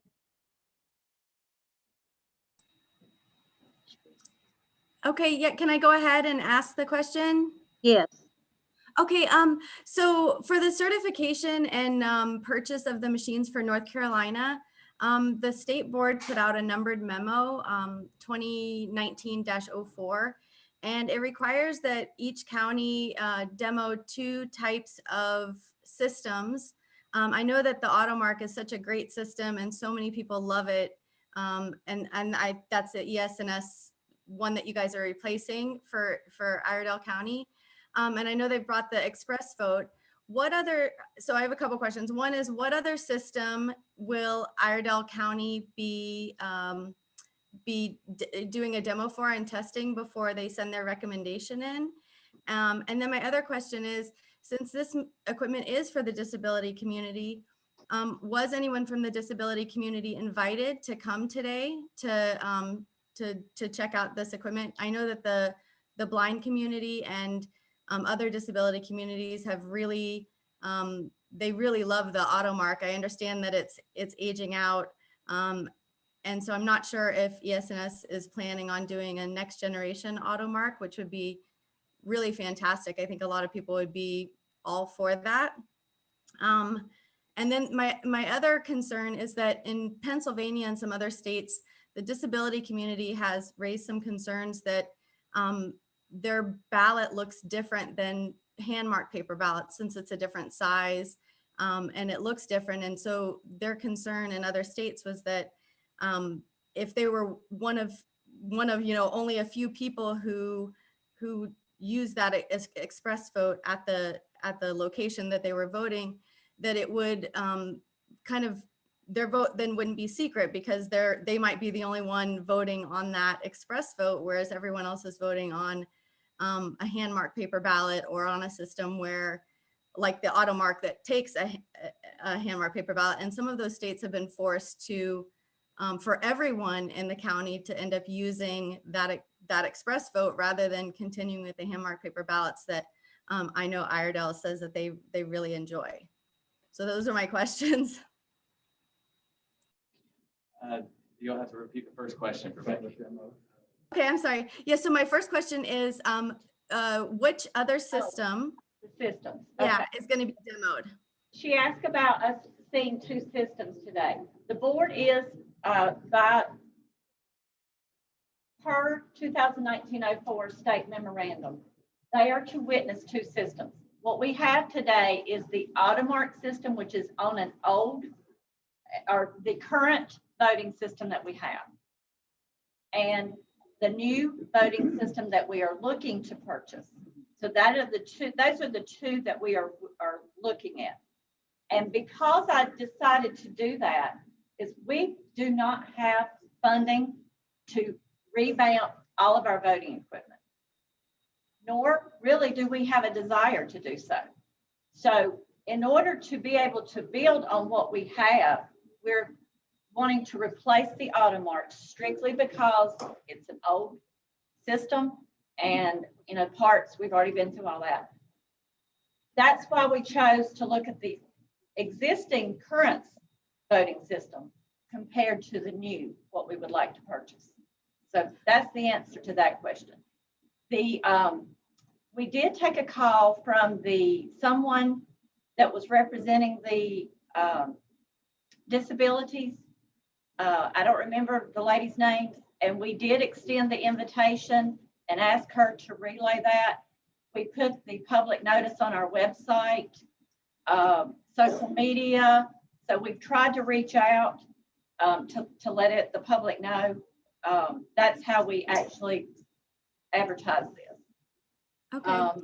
And I'm not sure what other questions you have. ES&S, this is the new version of the AutoMark through ES&S. This is going to be their go forward ADA marking device. There is an ExpressVote XL that does a full page ballot. It is not certified yet in North Carolina, but it's something that we may look into bringing across in the next round of certification. Okay, so my understanding about the numbered memo was that the demo had to be of 2 systems that could potentially be purchased. And if the AutoMark is the one that is aging out, that obviously isn't something that you guys will be purchasing. So you're comparing an old system that is irrelevant as far as what you'd be purchasing to a system that, and I understand you have you guys already have the DS200s and those, you don't want to get a whole new vendor, but according to the numbered memo, that's going to be an issue when you send that paperwork into the state board, because you have to demo 2 systems that you are considering purchasing. And if you're not considering purchasing more AutoMarks, then that can't be used as the second system that you're demoing. Well, they're considering, we are supposed to get a new memo maybe today for the counties that we know we cannot afford to buy new equipment. And we are just wanting to add to what we already have with a voting system. They are talking about letting us do what we're doing today and possibly looking at my board will possibly look at a Zoom demonstration from Hart. So that will be done. But today we're just looking at the 2 systems. And actually the memo says voting systems. It does not say companies. Correct. And so the ExpressVote is a different system than the AutoMark. Okay, this is Steve Adams from the state, and there is a demo from Hart on March the 10th. There'll be a virtual demo from Hart on March the 10th at 1 o'clock or 4 o'clock. And those are concrete, etched in stone, and we'll send that out in the next couple of days. Is that going to be done at the state board or that location? I think it's Zoom, through Zoom. Yeah, it'll be virtual. It'll all be virtual. Yeah. Okay. Is the link, will the link be available on the state? Yes. We'll put it on our website too. Yeah, Okay. so you'll have it. Yeah. Are we good? Are you good? Okay, very good. Thank you. I might have another question after you guys run the demo, but I'll raise my hand in the chat then. Okay, thank you for your questions. Thank you. Was that it? Susie, was that all? Okay. All right. Are we, is everybody good? Are we ready to start the test? Okay. If you are here as a helper today, if you will come up here to the front, please.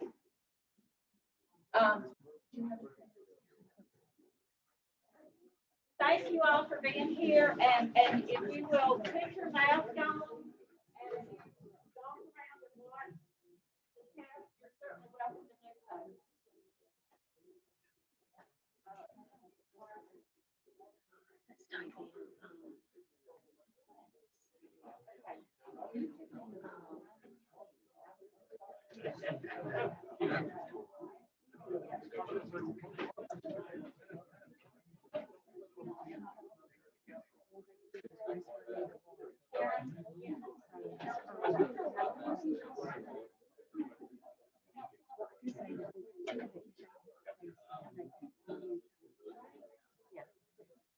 Hey guys, we're going to be moving the camera around as we can.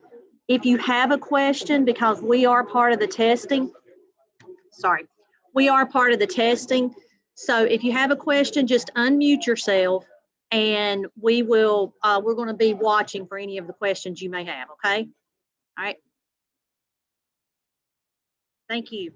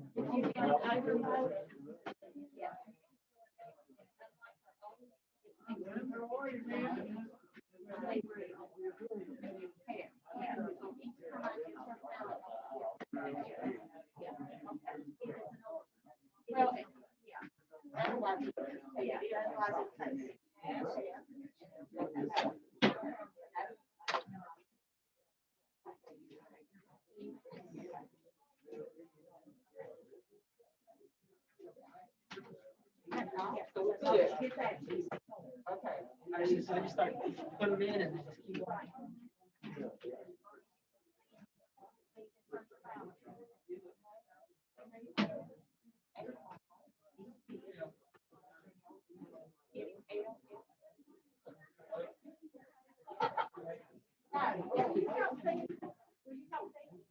Susie, as you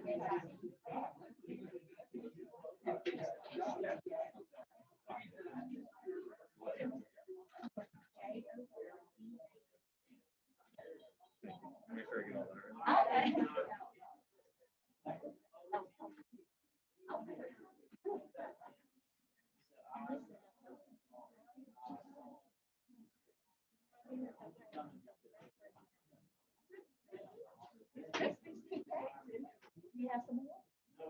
gonna do it. Okay. Just do it once at a time. Okay, yeah. So, It's like we're doing. It's like this is 25. So all you finish on this file, it'll probably-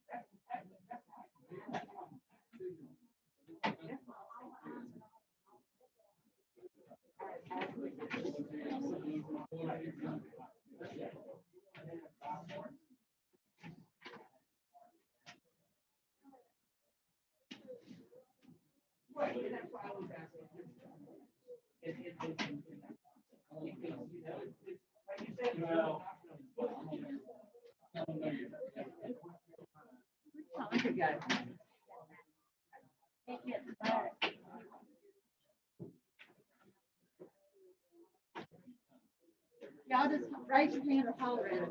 We're gonna start. Thank you.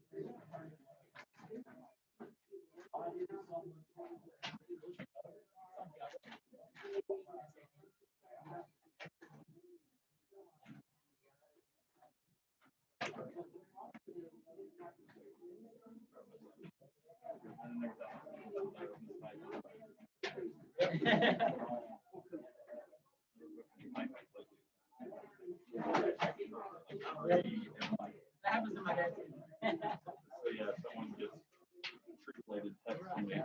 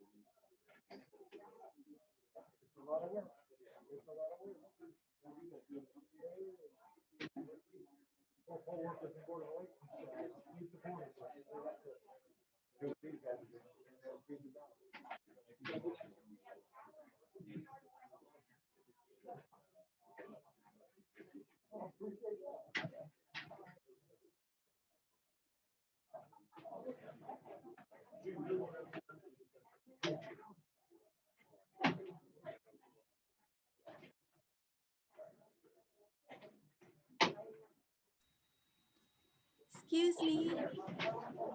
Hello.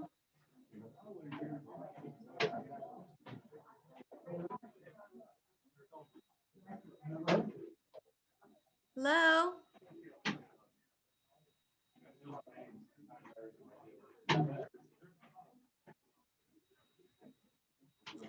Hi.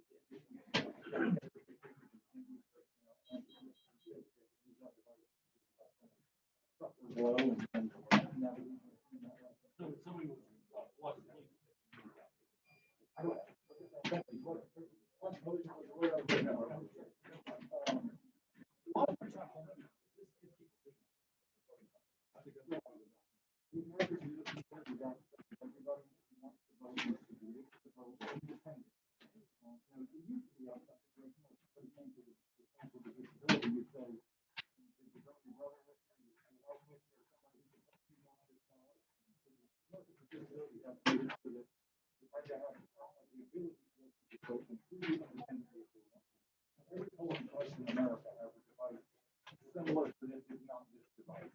It enables them to do that. And like they can do that with different stuff, they can do that with towels, they can do that with an audio ballot, they can do that with a visual ballot.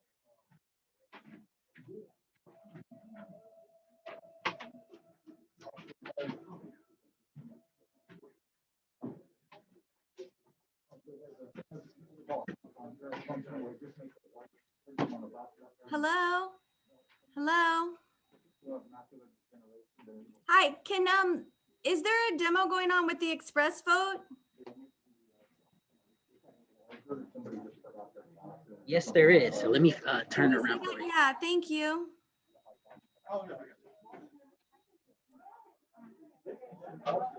We talked about the DREs and the way that we don't allow those in North Carolina anymore because they're going to have to take ballot for it.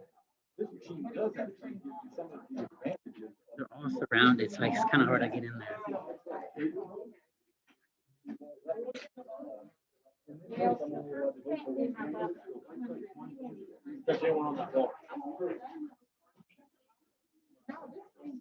It's right beside you. Can I put this right beside you? You want to see the demo? I'm just going to put it right here. And then I touch that candidate. Since this is a vote for one race, it's going to switch my vote to that candidate. If it's a vote for two contests, if it's a multiple vote for contest, and I'll put a county commissioner race, which we did it on. And this is actually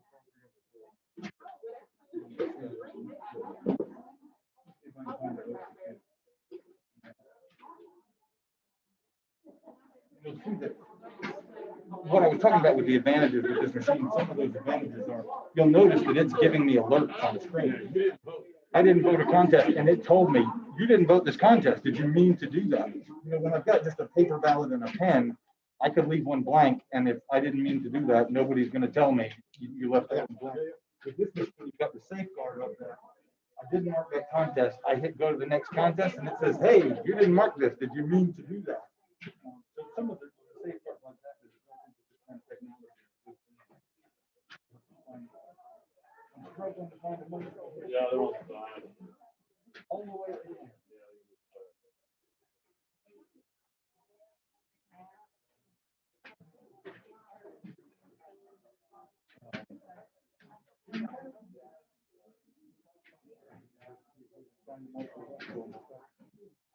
There's a lot of work to talk about the one little thing on.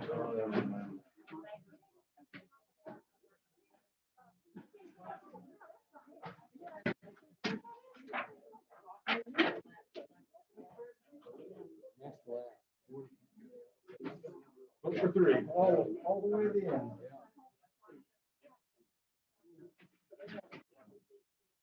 So I have the headphones plugged in here. I apologize, I didn't bring some speakers, but as I'm navigating this ballot, the audio is playing through those headphones and saying, you have selected this contest, you have selected this candidate, you have made the following selections, or it's reading the instructions to them when they're back on the instructions screen. Yeah, that's cool. Actually gives you the whole. You can increase the volume or speed up the tempo. One of the things that ES&S heard from the disability organizations that they consulted was a lot of the people who have a visual impairment and work with their hearing, they get to a point where they want to hear that fast. They can do, their hearing is more attuned that they can hear that fast. So it does have tempo buttons where you can increase the speed. You'll also notice that the keypad has Braille on it. For folks who read Braille, that's a great feature. I'm told that only like 15% of the blind population actually reads Braille. So if you listen to the instructions for this machine, what it actually talks about is the shape of the buttons. It says, the up arrow key and down arrow key will navigate through the contest. The left and right arrow key will navigate through the candidates.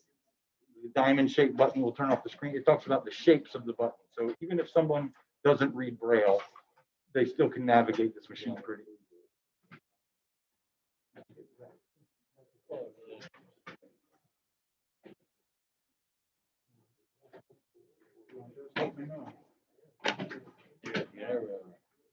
Well, this is going to seem silly that we took all this effort to get to this multiple vote for contest, but what I wanted you to see, we were talking earlier about how this machine won't let you overvote. When I've got a vote for one contest and I try to select that It's only three. When I make that second selection, it just automatically switches to that selection. In a multiple vote for contest, like a vote for three, if I make three selections and then I try to select the fourth, it doesn't know which one of the three I want to deselect. So it actually comes up with a query on the screen and says, and instructions, and says, first you must deselect the candidate you wish not to vote for, and then you can make an additional selection. So we've got some safeguards there in that it's going to alert us if we undervote. It's going to, prevent us from overvoting, which is something that, a paper ballot and a pen just doesn't have the ability to do. In this contest, yeah, if you hit the next button, it'll tell you haven't made all your selections. So I could go back, or I could just say,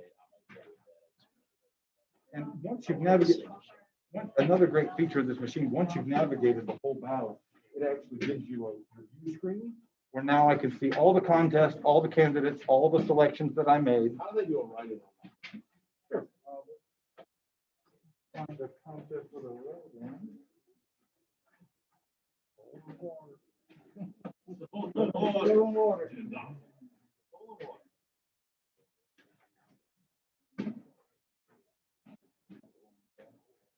We had to make the ballot with the consultation with the state board so that it would fulfill the requirements of the test. It's a little longer than we would typically use for a demo. Well, it's okay, you just tell me how it works. So what would they do? It just comes up with a keypad where you can select them. Okay. And then they type in. Yep. And it's reading, ABC through the headphones this whole time. It would just select the name and then it was printed on the write-in line there on the ballot. And fill in the oval for right. But the review screen that I was in, it's going to show me all the contests, all the candidates. I can go through and review all my selections, make sure the machine recorded my touches the way I wanted it to, and that everything's correct. If I see something that's incorrect, I can touch a contest and it'll take me right back to it, or I can use the back and next keys to navigate from contest to contest, which, as you saw, could take a long time if we've got a bunch of ballot contests. So when you get to the review screen, what most people would do is see the contest that maybe is not marked correctly and just touch that one and go directly back to it.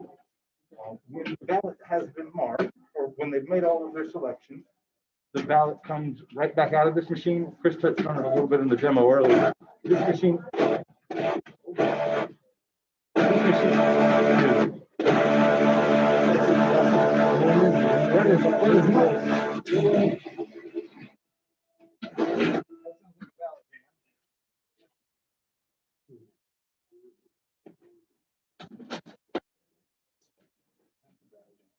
Sorry, we hauled these machines all over the state. They've been knocked around in a truck. The ballot actually comes out of this machine and then would go through the DS200 tabulator. This is not a tabulator. This is what you have. This is actually Ballot's machine.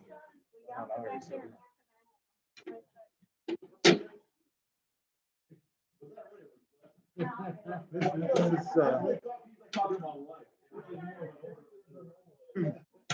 the honeydew. Yeah, this is the machine that you're using currently. We would be replacing it with this machine, which, as you can see, is a lot smaller, a lot lighter.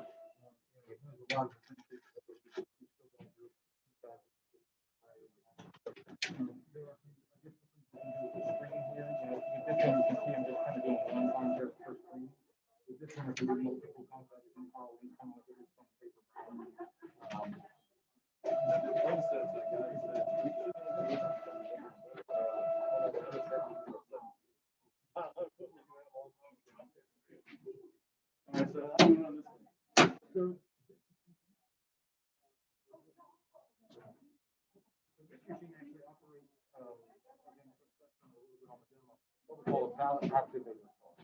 The great advantage of these is save them from election to election. The pre-printed ballot is got content on it, and when the election is over, you store them on the box or whatever you can do. With this machine, you take the ballot stock and ballot activator cards and use them to the next election. There's no content on this. It's all programmed in the machine. So watermarks are SPL. I'm sorry. Don't say that we do require that on the back. You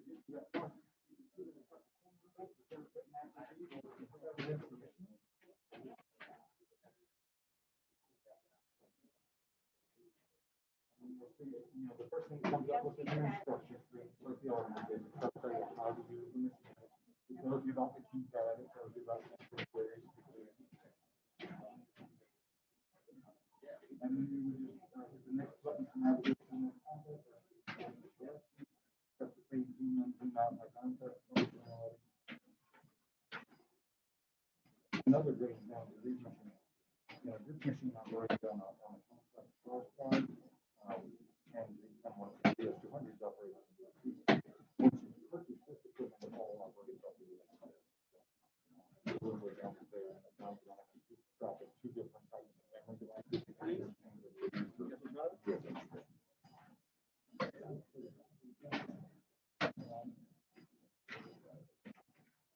Same kind of thing when you get finished with the voting session, activate the copy of the tabulate on the same machine that everybody else can vote and incorporate paper ballots. Two results and name like that.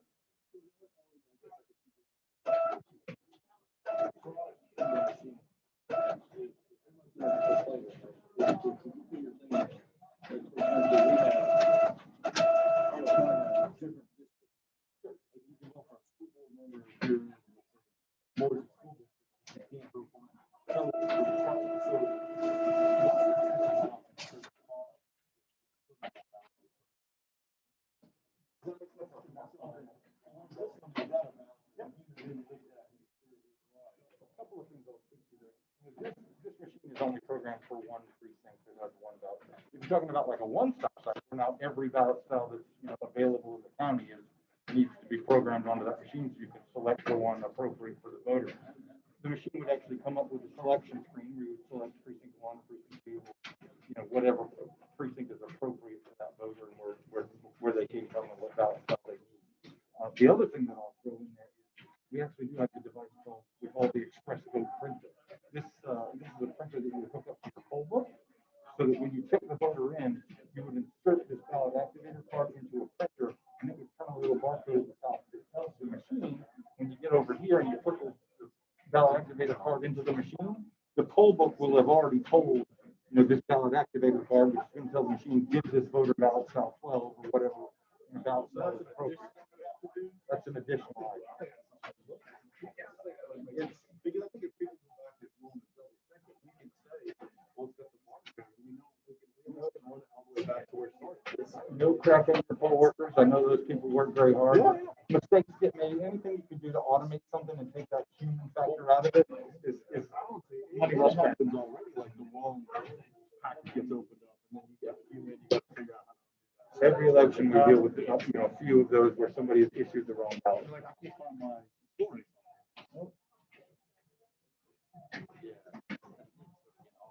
I'll have to check. That may not be the ballot that goes to the that's something that would be part of the re-election. But again, that's so we're trying to.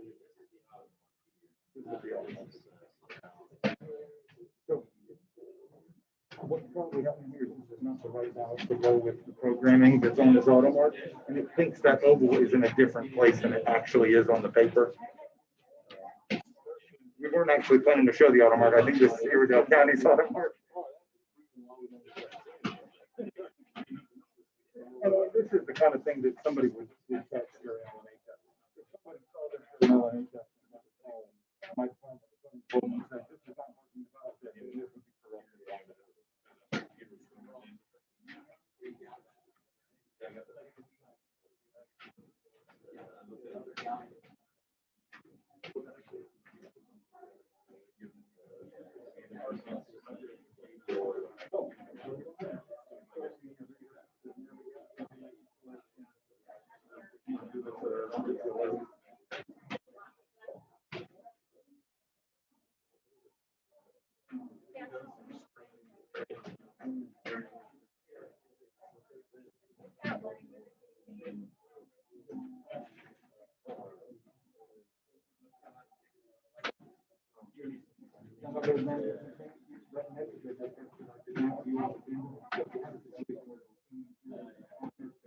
Somebody's down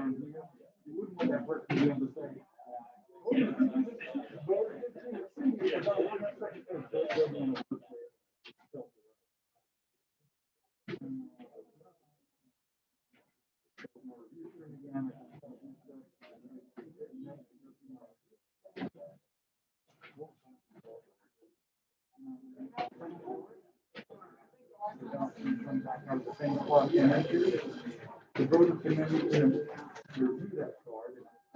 In addition to reviewing it on the screen, they can review the ballot itself. Before they put it into the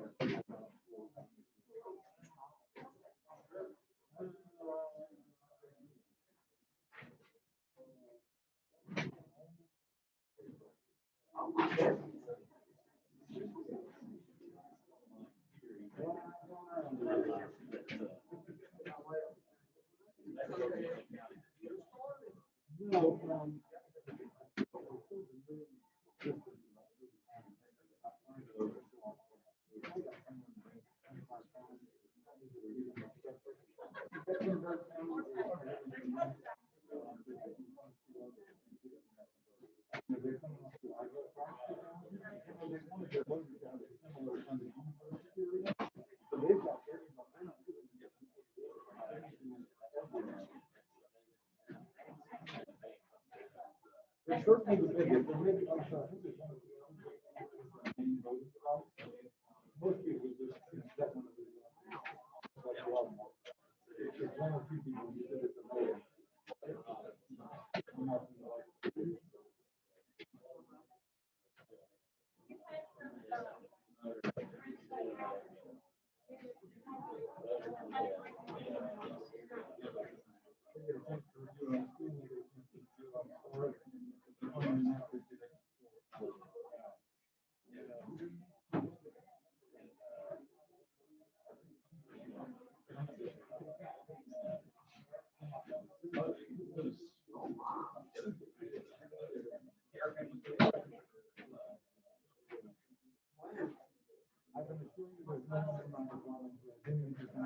It's funny, people are like, sometimes,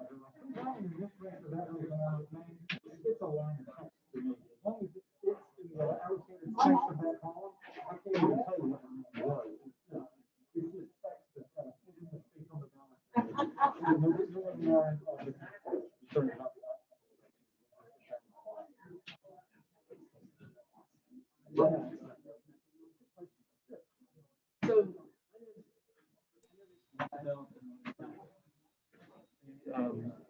Software and hardware is developed in Omaha, Nebraska. Pernalec is your local representative for election systems and software that manufactures all the equipment and software. So New Bern, North Carolina is where we are based out of. The equipment is actually manufactured in Omaha, or developed in Omaha. Okay. So that is the same one that Texas uses also, right? Our Pernalec's territory is North Carolina, South Carolina, Virginia. I have to look into Texas. I'm not sure what system they use. And some states actually do what we call statewide deals, where the whole state uses the same voting equipment. And some states have mixed vendors where they'll allow, ES&S and HARD and Dominion and all the different companies to sell equipment. That's part of the kind of the certification process that we talked about in the presentation. There's a state certification process typically, and not all vendors always get certified in every state. Texas is outside of my territory. I honestly have to do a little research to find out. I couldn't find either. I was trying to do some research on this to find out how many states are using it. Just North Carolina. We're the biggest. In North Carolina, that is absolutely true. In the world, that may be true. You know, correct. Absolutely. Yeah, because that's the one that they have.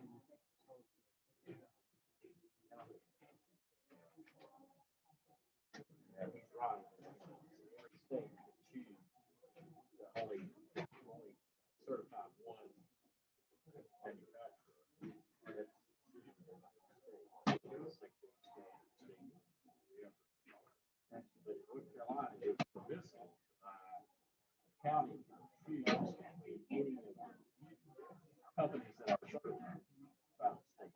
So we could choose like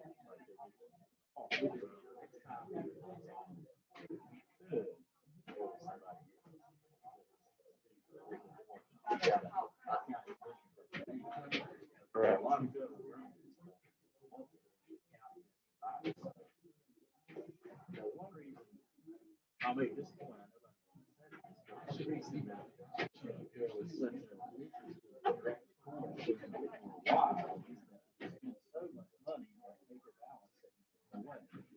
The idea was that this government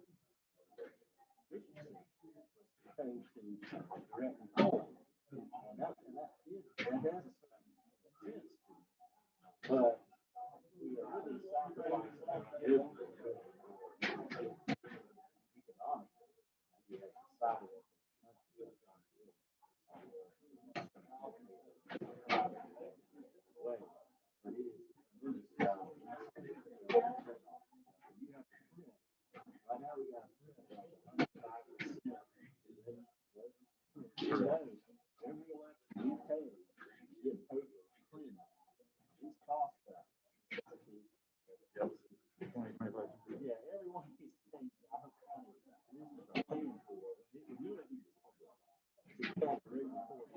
Which is a great advantage of these blank voter activator cards, and that you can reuse them.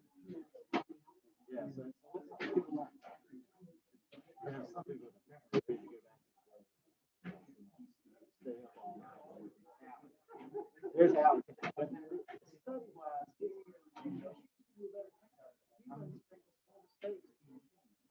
When we were talking about the ExpressVote and the automark earlier, I was talking about how a touchscreen gives you some advantages and that it won't let you overvote. It'll alert you if you undervote. It will alert you if you leave something blank. There are a lot of advantages to a touchscreen interface with all the DRE, with all the equipment that didn't have a paper ballot that just recorded to the internal memory. All of those direct record electronic machines with DRE like this. So what you sacrifice there with the DRE is the audibility after the election. When you've got this paper trail that you can go back and refer to and hand count and compare to the machine count, there's a certain comfort level that gives your voters, there's a certain confidence level that gives your voters. That a DRE machine where it's just coming off the internal memory, it just can't provide. I mean, I've sold Ivotronics. I have all the faith in the world that they counted correctly, that they tabulated correctly. They were fine. There was nothing wrong with them. But in the interest of people having confidence that their elections have been conducted correctly and can be audited post-election, paper is just the way that things are going. Yeah, I mean,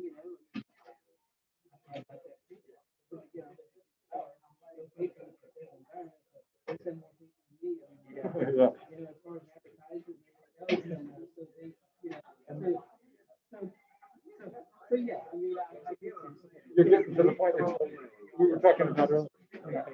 State law requires that you print 105% or whatever it is in case everybody shows up. In this last election, I think we had 75, 80% turnout, and that was the highest turnout everybody's seen. In some of these local municipal elections, it can be 20, 30%. So now I've printed 105% of my registered voters for only 30% to turn out. I'm throwing a bunch of paper away. I've got a bunch of ballots that are not going to be used now because state law requires me to print this much, but I'm never going to use all of them. Right. Integrity is out now. Integrity is out. And that's the problem because, back in the day, you could trust people are counting. You could trust that there's no politics involved. Now, everything is politics and everything. And I keep hearing on the system that, it's not connected together. To me, I'm talking 15 years ago when I was in the military. One of our Sure. Okay, no one knew that embedded in that USB. Right. There was a code in there, and something was written that was spreading basically a virus to all our machines. So the USB sticks that we use in our devices, the memory storage devices that store all those, they were actually part of the certification process. ES&S made a decision that, if I'm being honest, it made your county pay more for the USB sticks in the end, because ES&S actually controls the manufacturing of these USB sticks. They are manufactured specifically for ES&S, to ES&S specifications. They have gone through the federal test labs along with all the other equipment. So yeah, we are separated from the internet physically, and that nothing, we're not going to connect it. The Wi-Fi is disabled, all of that good stuff. We undergo a hardening process where we set up different access levels. Becky might want a password that lets her get into parts of the software that other people in the county won't have, so they won't have access to certain software. And then, our USB sticks, like I said, that was taken into consideration, and there are some protections there to protect them. You definitely don't want to take one of the certified ES&S USB sticks and go stick it in your personal computer at home and get a virus on it. There are still things that could happen. Chain of custody is always part of every security plan. We don't allow USB, we don't allow internet hookups. You actually have to take the hard drive and you have to drive the hard drive. I just do guard it somewhere. And that's chain of custody there too. I can't. So you have to know that the people that are driving that hard drive, they go in there and security, I can't help but think about, HBO, I think it was, did a show called Hacking Democracy a couple of years ago. And it was a funny show to watch because it was like, okay, we let the guy in, we gave him the software, we gave him the key to the equipment, we let him take it apart with a screwdriver and get into the internal parts. And it's like, okay, well, yes, you were able to change something, having that full unfettered access to every piece of the system. But if somebody walks into a polling place and says, I'd like to take your voting machine apart, I would hope the poll worker would stop them. If somebody walks into your board of elections office and says, I would like to introduce this USB stick that I brought from home into your EMS computer, I would hope somebody would stop them. Computers are computers, everything can be manipulated, but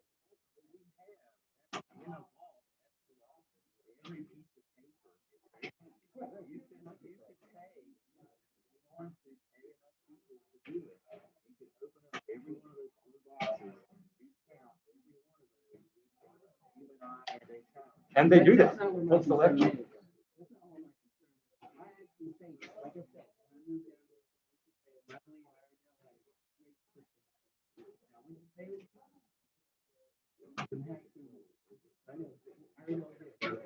My concern is once it's tabulated, and you guys can even do your points out to make sure, from year going out.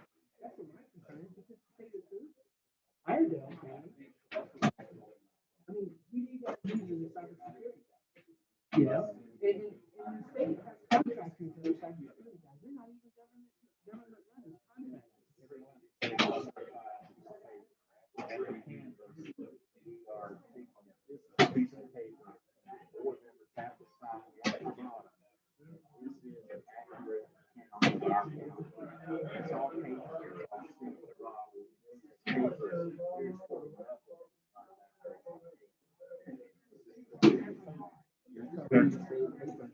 It's funny.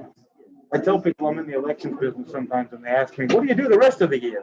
And I just don't think people understand how much goes into preparing for elections and auditing elections post-election.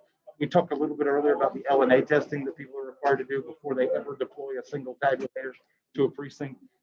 We talked a little bit in the presentation about how post-election, the state board randomly selects some precincts that have to be hand-eye counted and then compared to the tapes from the hardware and software.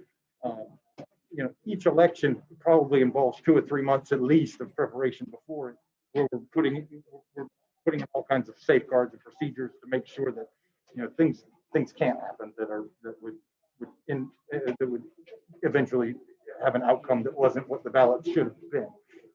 That pre-election testing, that post-election auditing, is a 2 or 3 month process before and after every election to make sure that everything was correct before it gets certified. I talked a little bit about this in the presentation. there's not maybe as many federal regulations as you or I or a lot of us would like related to elections. I mean, the downside of that is just like everything else, the more regulations you put on it, the more machines the more expensive that machine is going to be eventually, because we've got to, be compliant with those regulations, and some of those regulations cost money to be compliant with. ES&S, like I said, the president of ES&S testified in front of Congress. And, any regulation that the federal government or the state government would like to put on us, I think we're open to that and we'll be compliant with it. We can't be compliant with laws that don't exist. Right. That they don't exist. Because they don't exist. Yeah. And that's the part that I think is, to me, it's not a construction. You don't even know. I'm a North Carolina boy born in Morehead City. Exactly. But like I asked about the background. I mean, the main reason the military does background checks, a lot of people don't understand it. I mean, even if you're financial hardship, they lose the security. Because somebody could try to manipulate them financially. Right. And so, a company doing all the background checks, they're going to hire you because they're probably the smartest guy. Right? So, definitely not the smartest guy, but I'm going to get hired somehow. Well, I mean, those guys in development would make me look stupid.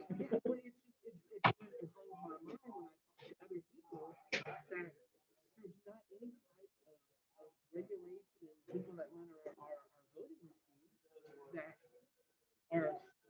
some of the higher standards of background checks. And, I'm not sure, I'm not a lawyer and I'm not the best guy to talk about a lot of those standards. There are some, I agree with you that they probably could be examined and maybe made more, maybe made a little tougher. There are standards, and there are a lot of safeguards that more people realize that go into this. Like the company does a background check on all of our employees. We're looking for criminal stuff. Or maybe not doing some of the stuff that you would like us to be doing. But in the end, ES&S is a company. We sell a product. We want that product to be reliable. We wouldn't get a lot of business if we were out there selling machines that didn't work right. If you picked a car and its reliability rating was terrible, you probably wouldn't buy that car. It's the same with our equipment. It's the same with our product. We've got the bulk of the market share, and we've got that because our machine has proven itself to be reliable, tested. Our company, does worry about its employees and their background, and everybody who works for ES&S and Print Elect is, their main concern is administering good elections, helping folks like Iredell County administer good elections. I was telling these guys earlier, what I do when I lay out the ballot. People will ask me sometimes, who's running in that contest? And I'm like, man, I don't even know. It's just a line of text to me. As long as it fits in the column, as long as I don't have to wrap the text to a new line, I don't even know what the text says half the time. As long as it fits is my concern. That's what I'm concerned about. Does the ballot layout look right, and is it easily usable by the voter, and will that machine count it right, are my concerns. I guess. I mean, so you knew what it's a valid concern. It's a valid concern. There are some states that require specific USB sticks to be used. Like I said, our system is certified with USB sticks. There are some states that maybe have more stringent laws about how to maintain and store and things about those USB sticks. There's nothing. I mean, I'm not worried about North Carolina and their procedures. Like I said, I haven't looked at it in a couple of years, but many years ago when I used to look at it, North Carolina was always in the top 5 for good administration of elections. We've got a lot of safeguards in place that some states don't. Like the logic and accuracy testing is the big thing, where they do that testing pre-election. Some states have less testing that they do than we do here in North Carolina. We actually do what we call a mock election. Before every election, they do the LNA testing. They transmit those results to the state board the same way they would on election night. They compare and make sure that what got transmitted is what is in the system there in the county. All that stuff is checked freely.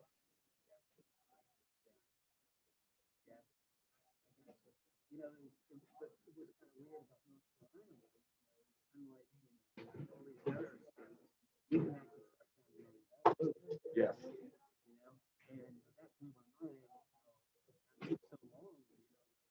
some of those states for a week out before they counted all those absentee ballots. Yeah. North Carolina lets you start opening them, at board meetings with board president, that lets, I think it's a week or two before the election. That helps get our results out a lot quicker on election day. Nice to meet you. Thanks for coming. Excuse me, I have a few questions. Hi. Hi. How are you? I'm doing okay. I didn't get your name at the beginning of the at the meeting. My name's Frank Galizzi. I work for Printellect. Frankly, okay, yeah. Yeah, so I had a question about the does ES&S or Printellect do the logic and accuracy test, or do the counties themselves do those? The counties themselves do those. ES&S and Printellect can, I don't think we have this problem here in Iredell County, but some counties have very limited staff. So if a county or a customer needs us to provide some personnel to just feed ballots through a machine and assist them with that, that is something that we can do. But typically that's conducted by the county. Okay, and approved by the county. Okay, so this is a question I've had for a long time that I have a tech background, so I'm a little curious. So if you guys make the ballot definition files and code the election, how are you getting that file to the counties without it being on the internet? Typically we ship that out on a CD. Okay.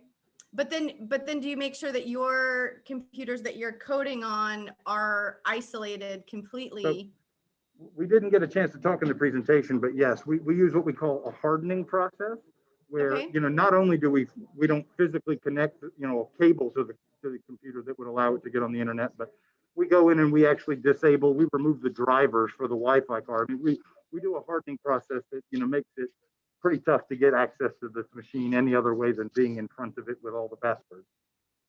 Okay, and then the machines, the tabulators themselves, those don't have wireless modems or anything in them. I know some states, like Florida, transfers their votes via wireless modem, and North Carolina obviously stopped doing that. North Carolina is actually statutorily not allowed to have that. Correct. So is it physically disabled, or is it software disabled, or is it just not installed at all? Physically disabled. It's not installed. Not installed at all. So there are no wireless modems. The modems that are typically an optional item. If a county would like to purchase modems, if they're in a state that allows that, they can purchase the modem. If North Carolina doesn't allow modems, we don't even install one in there. It's just something that the county didn't purchase, so it doesn't go in. Okay, that makes sense. And then you guys don't have a problem with I guess there's no ink really in the AutoMark had an ink and the ink would dry out, but the ExpressVotes don't have thermal printers. We're using thermal printers now. So it's a heat signature. Okay. So that's one less. And then what's that? That's one less consumable to have to worry about, consumable piece. So it's just a thermal printer that shouldn't malfunction or run out. It doesn't run out. Poll workers changing ink cartridges can be challenging. Right. How durable is the ballot that the ExpressVote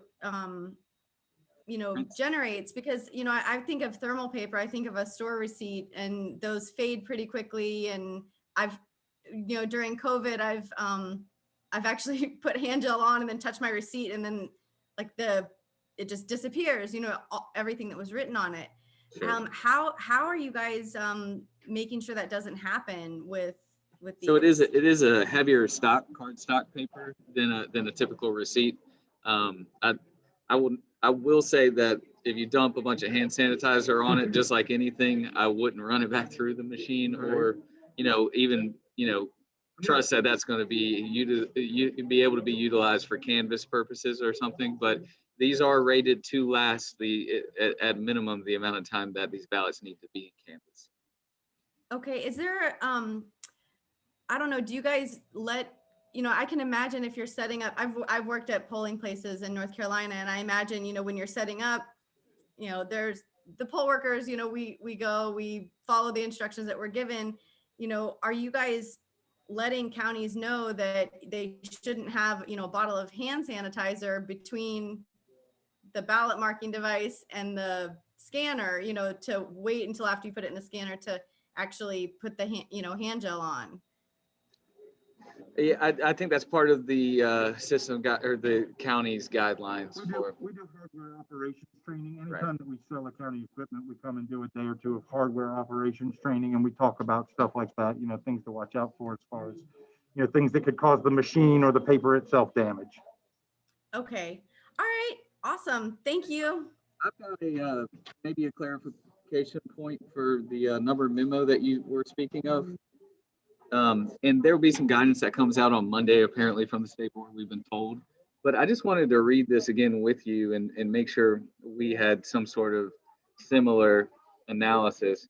I read the step 1B, witness a demonstration of the recommended type of voting system, plus at least one other certified type of voting system. I don't see anything that says, I don't see anything that would kick the AutoMark out of that. No, I was involved with the certification process last year while that was going on. And at the time, the AutoMark was still available for counties to purchase. And so I gone to all the the state board meetings and was in contact with them. And the idea was that they wanted counties to make sure that they tried, multiple, at least 2 types of systems that could actually be purchased. It's sort of, if you guys aren't selling the AutoMark anymore, or we are still selling the AutoMark. So you're still selling the AutoMark, but then why is Iredell getting rid of the AutoMark? Why are they phasing that out there if there aren't parts available? How are you guys still selling those if those aren't? Because there are actually AutoMarks available, full AutoMarks. So we are still supporting it. There are counties that, like Guilford County, bought a bunch last year. There are still counties that need to purchase more as the county grows, and they are not going to phase out. This is a choice that Becky's making this isn't a mandate from ES&S saying you have to sell your AutoMarks, She's making a conscious decision to update the equipment because of the length of time that it's been in place and the benefits of switching to the ExpressVote, all of the value proposition there. The fact of the matter is it's still a certified system. They can still buy it. It is the next progression with the existing tabulator. And you know as well as I do how prohibitive it would be for her to have to switch. Yeah, I mean, you'd have to take the whole system. I mean, it would be the whole you'd have to go with a whole new vendor. Correct. And it sounds like they just purchased the DS200s recently. So that's an investment. 2013. It was much more, it was longer than some, but yeah, it's still got plenty of useful life to make a switch because you're trying to change the AutoMark out would be impractical. Yeah, but go ahead. Yeah, so I guess I'm a little unclear. Like, if you guys are still selling AutoMarks, and yeah, it's older technology, but it's actually, I've looked at all the different. I've been to the demos at the North Carolina State Board of Elections and looked at all the different systems that are certified here. And I gotta say, the AutoMark is by far the best one I've seen. It's by far what people want here, what the disability community likes and feels comfortable voting on. And so if you guys are still selling those and servicing those,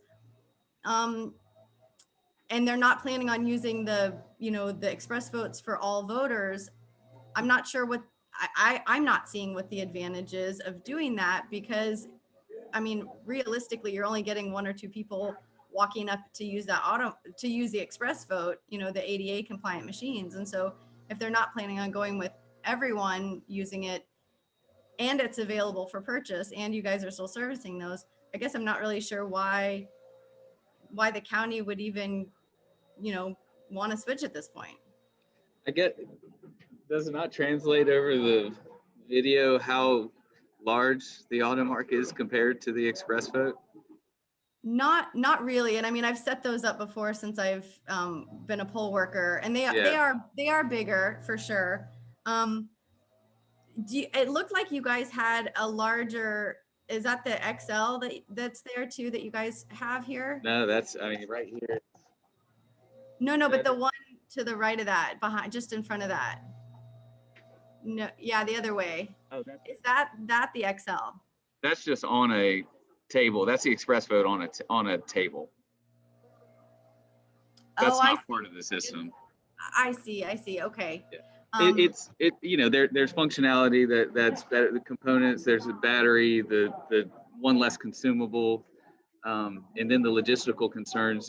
If all is held equal and it's still an ADA certified device and provides all the functionality of the AutoMark, and then you start to look at the intangible or the tangible benefits of something logistically so much easier as the ExpressVote, and then, you know, not having the pre-printed card is helpful too. But again, it's just a decision on the county preference part. okay, they're doing some work outside, so I'll have to circle back around when they're done blowing leaves. But Okay. yeah, I would love to. And what is your name? My name's Chris Andrews. Chris Andrews. Okay. And my All email right. address, if you need it, is chrisandrews@printellect.com. Okay. Thank you. Thank you. You got it.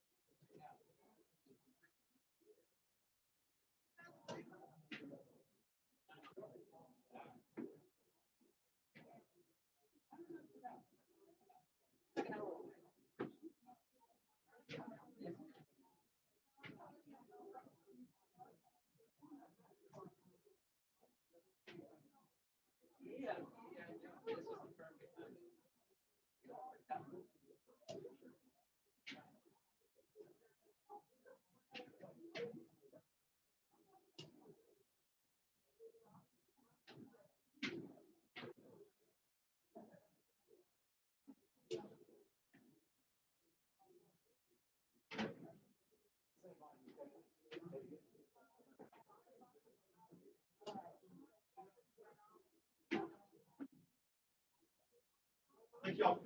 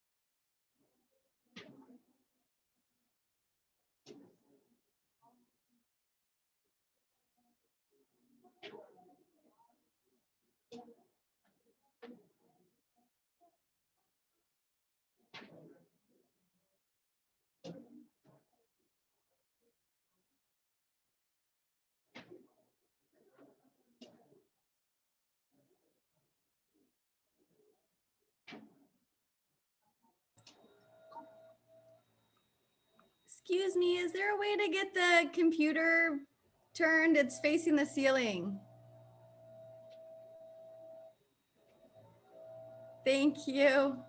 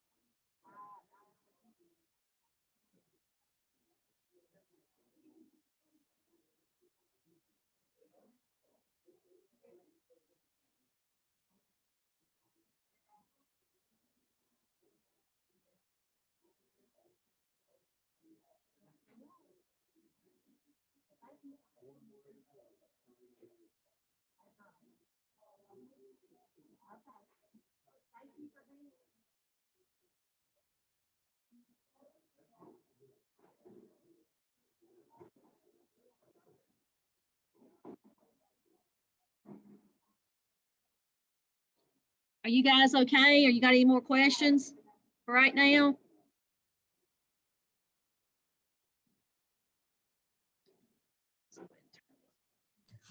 I'm good for right now. I'm just taking it all in, Becky. Just let us know, okay?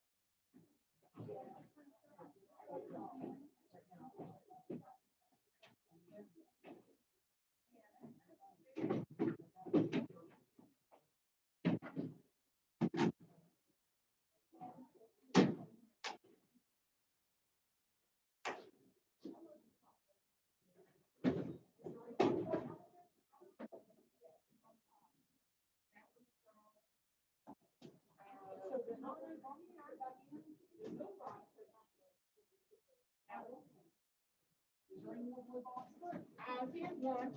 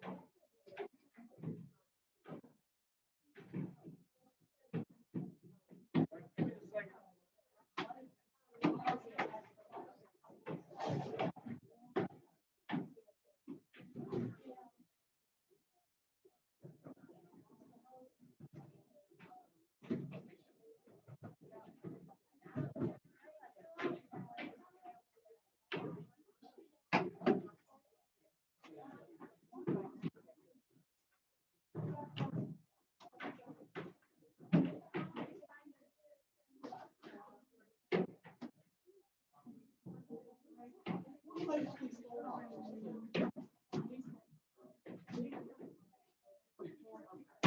you want these full boxes at?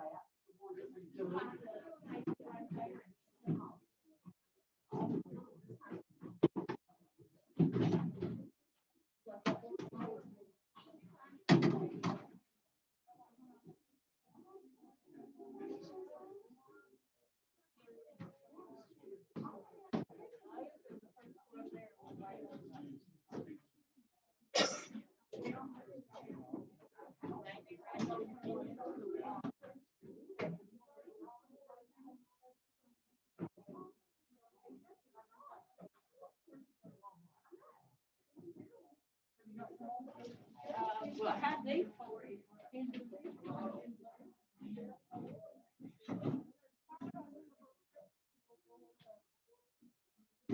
Those are the admin right there, right? I'm sorry. The admin precinct. Okay.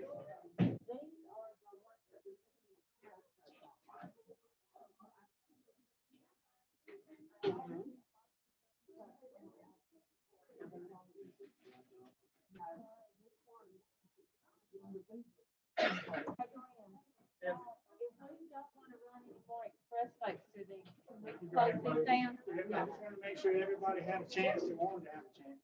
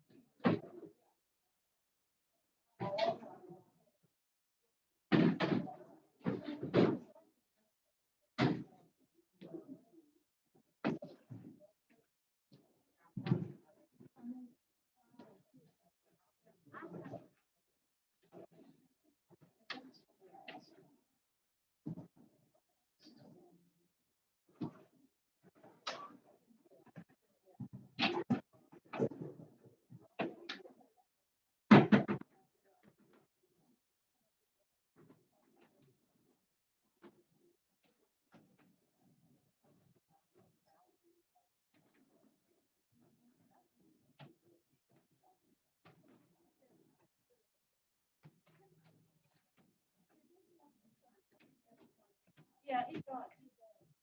I got it a little more.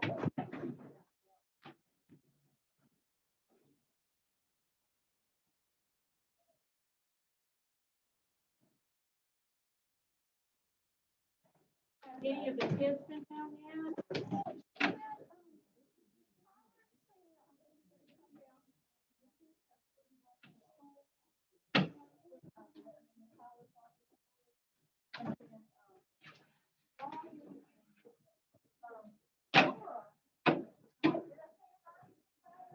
No.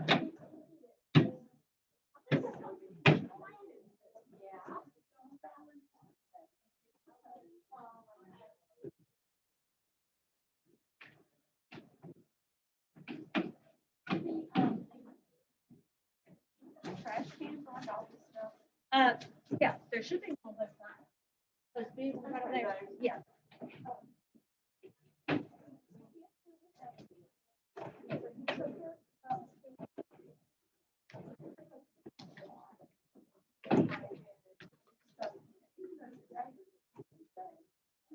Excuse me.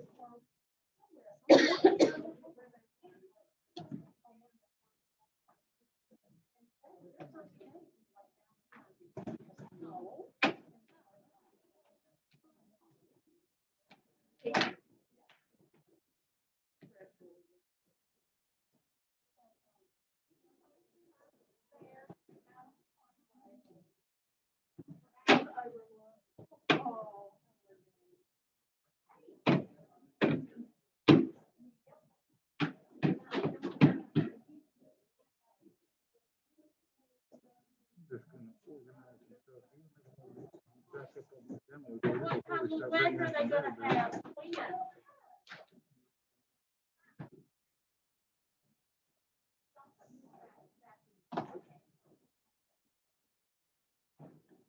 I had a database that already had some results down, but I was just kind of using it to make up and stuff. I'm backing that up so that I can use it the next time we have to go to. And then I'll clear those out. What's that? Alexander, yeah, Friday. I think we've got toast and times for about the next month. I'm gonna be on the road this month. Did any, Becky or any other board members want to see this stuff?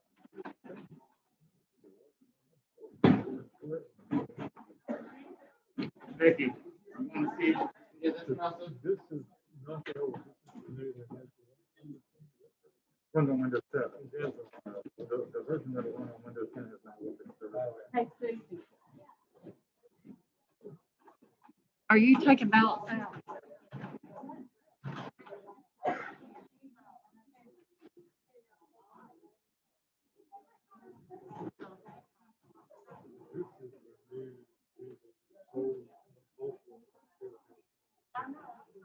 Correct.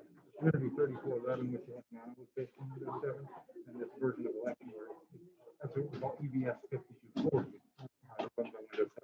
EBS 6110 will be submitted in all certification this year. The last time we submitted,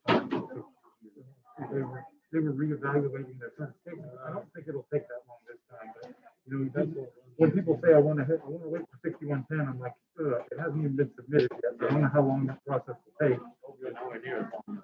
Hopefully nowhere near as long as it took last time. But you know, I mean, I'd be hesitant to wait for it because you never know what's going to come out of that certification process. But this is the new electionware software. You know, a lot of this stuff you won't have access to. I've got a full user license to let me actually program elections.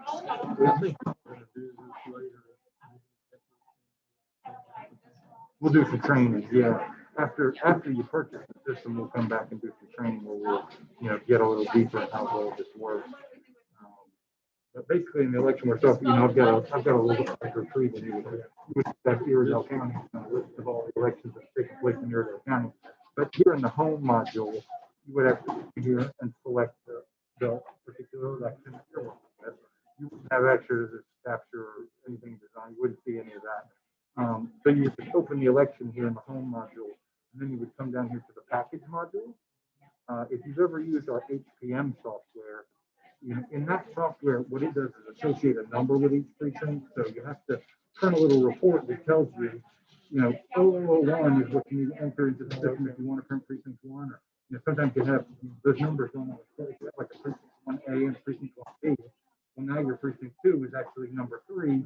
So in Unity, it get a little confusing just because the number that was assigned to the precinct by the software and what you actually named the precinct might not correspond as easily. In this version of the software, you know, all you're going to do is right-click on the precinct that you USB stick on, and then you'll right-click on the precinct. Yep, I mean, you know, this demo is just got them named precinct 1, 2, 3, but here's their name, library, whatever their name. Your precinct. Fold them up and just put them all together, right? Right-click on the precinct you want to send data to the USB stick, and then hit create US 200 election media, and then it would actually run it to the USB stick. Correct, and then that would be removed from the computer, put in the tabulator. So if you've ever seen HPM, this package module is the replacement for HPM. This is where we're going to burn all of our media from. So we would just, you know, we would come here into this tree and say, okay, I need a DS200 stick for precinct 5. You can right click on that precinct, create DS200 election media, and then it actually writes that data. You put a label on that stick that says precinct 5. You go to, if you've got a machine that you always use in precinct 5, take that machine. Okay. All right, listen, I appreciate you trying to show us things, but I'm gonna wait till you can sit down. That sounds good. Thank you. We just got to fulfill the requirements of the test for now. We'll do some training at a later date.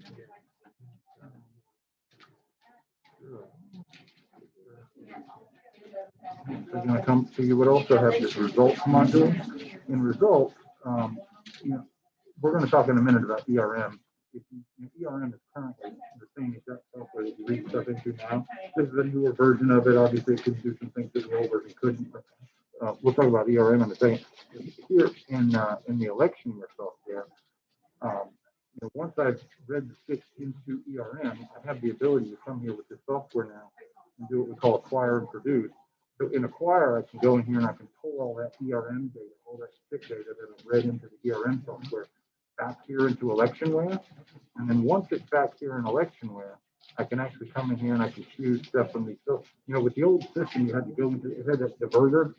Where it would, okay. In the old system, it was a metal ballot box that held, it was a burger where it would, when it saw a ballot or a write-in, it would swing to the right and drop that ballot on the right-hand side of the ballot box. Because it will, you know, the system will record that a write-in vote was cast, but not that it was cast for John Smith. You have to go look at the ballot. See that in this version of the software, we can actually come in here and tell it, you know, we want to see ballots from precinct 1 that were from a particular machine that have write-ins on them or have, you know, overvotes. We would be looking at ballot images at this point, actually. So, you know, I could choose whatever filters I want. Oh, I cleared the results out of the system. Let me see. Correct. So now instead of having to go, you know, retrieve the physical ballots and look at the ballots themselves, I can come in here, choose whatever filters. That's right there. I can, you know, choose whatever filters I want based on what ballots I want to see. Hit apply filter. These all represent ballot images. If I click one of these, you know, I can go look at this ballot and say, you know, the name that was written in was John Smith or whatever it was. So it's a, you know, it's an advantage in that I can do this digitally now. I don't actually have to go find the blue box for precinct 1, pull all the ballots, go through 5,000 of them looking for the 10 that have write-ins on them. Yeah. But the ERM software, let's see what I got going. Okay, there's my key reporting media. So the new system is set up, it's got a security feature in it. You know, when we burned, I closed it already. When we burned media in the package module, you may have noticed there was a little light. I'll fill the right, or I'll fill the left. So every time I burn a piece of media, you know, those locks all start unlocked, and then as I burn media, they get locked. So the system is recording the serial number of the USB stick every time I write a USB stick. It's got a feature built into it now where it will only allow you to read sticks back in, but it knows it burned. So the way that I communicate from the electioneer software to the ERM software, that list of all the serial numbers of the sticks that are burned, is a device called the key reporting media. It's just another piece of media that we can create back there and pass it. More checks and balance. I bring that over here. I import that key reporting media. I have a password that I have to enter before it will let me do that. And then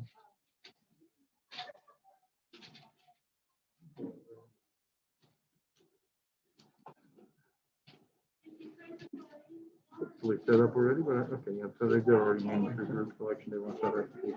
So now the system is aware of all the sticks that I burned because that key reporting media communicated that. And now, okay, we need to come here one more time, and important for us is we need to do that one more time. We did any 450 data, but track of which ones are counted and which ones I don't. So now, you know, this one's for precinct 9. I'm going to pop that into the USB port. Much the same as to read USB sticks from a DS200, you used to go to the update menu and there was a spot over here. You have the exact same functionality now. It's just under the tabulators menu. I'm going to go to tabulators DS200. I'm going to process the DS200 memory device. I'm going to choose election day because I think that's what we're doing for the simulator then. Hit OK. I'm going to, so the difference here between read media, update results only, and archive data is those ballot images we were talking about earlier. If I do results only, it's just going to be the vote total. If I do the archive data, it's going to pull in all those ballot images. So I'm going to do that. Hit OK. This screen, you just leave everything blank. On this screen, it's ready to start reading sticks. So I hit the OK button. And my little light starts flashing.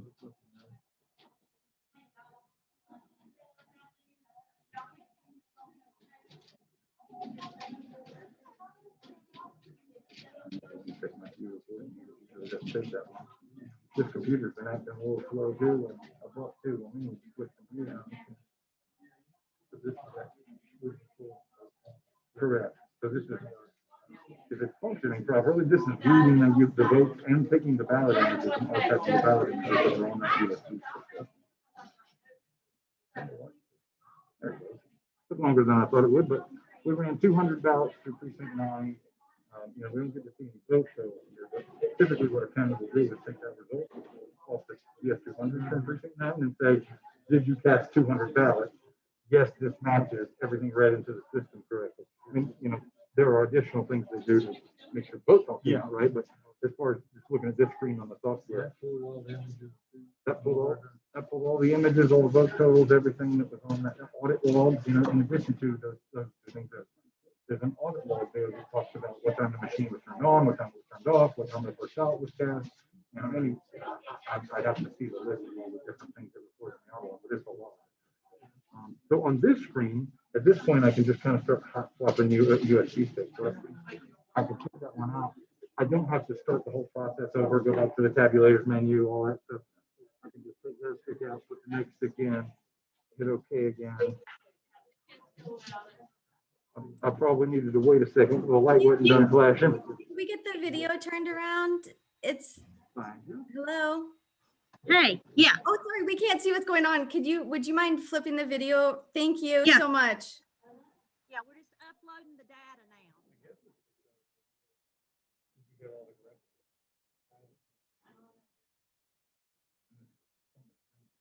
Yeah. Okay, so can you see? I can see the screen. Yeah, I can see the video screen, I think. Yeah, so what we're doing is we're taking the flash drive out, yeah, the USB sticks out of the machines, and then he's downloading it into the laptop. And then their results are coming up here.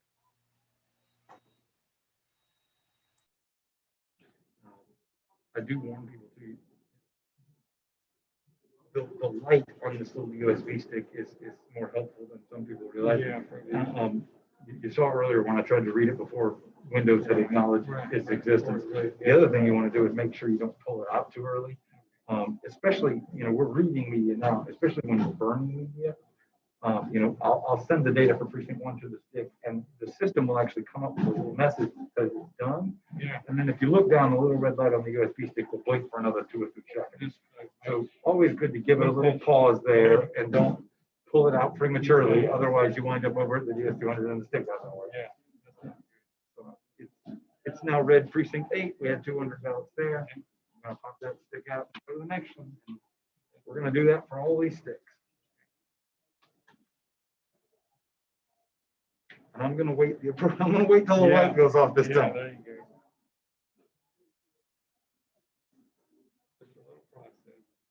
At this point, like I said, it's always good practice to maybe compare this ballots cast number to the ballots cast number off the machine to the poll book will tell you how much. You know, the poll book can be a little tricky sometimes because you might have provisional ballots or stuff that didn't actually go through the machine. So the poll book comparison can be tough sometimes because you might have had 200 voters, but 10 of them were provisional. So the machine thinks you only had 190. You know, but comparing it to the machine tape is just a good.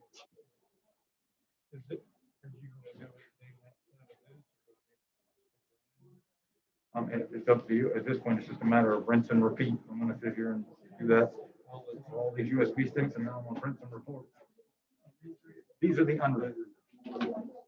Okay, well, it's good to see you. You're welcome to stand here and do it, and I'll go get some lunch. I'd be afraid I'd mess up. Oh no, it's a pretty simple process. I mean, like I said, it takes about a day of training typically to get people comfortable with the software. And we'll include that in your sales contract if we get one. Okay. We'll come back and spend a little more time teaching you how some of this works. It looks good. Good. All right. Well, I'm going to cut out. Thanks for coming. Yeah. Good luck. Good to meet you. Nice to meet you. Yeah. Have fun these next several days. Oh, yeah. We're going to travel all over North Carolina this month. I appreciate that. You too.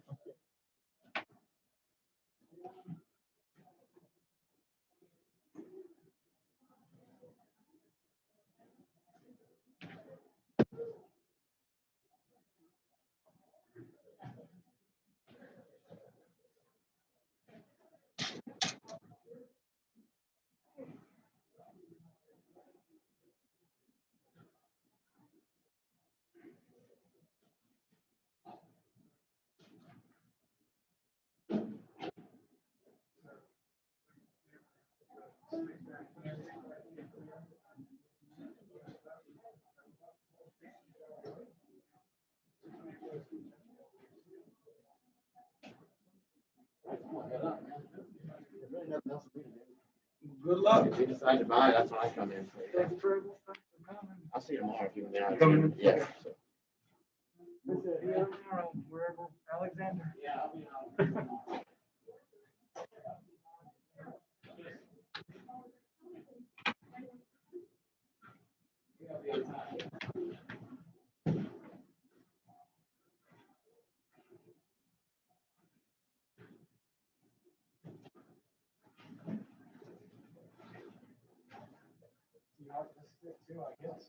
Yes.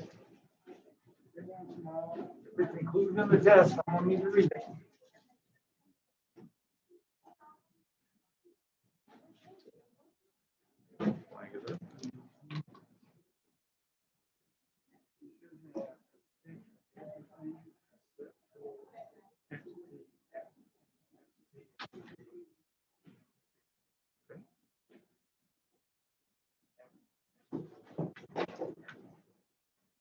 Whenever you're ready. I gotta go. I brought some blank.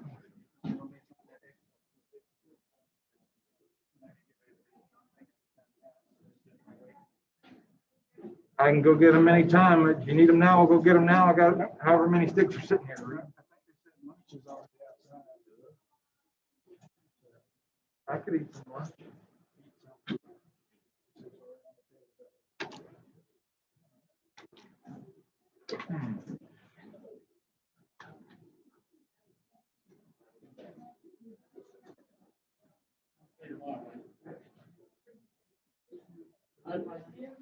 Come safe.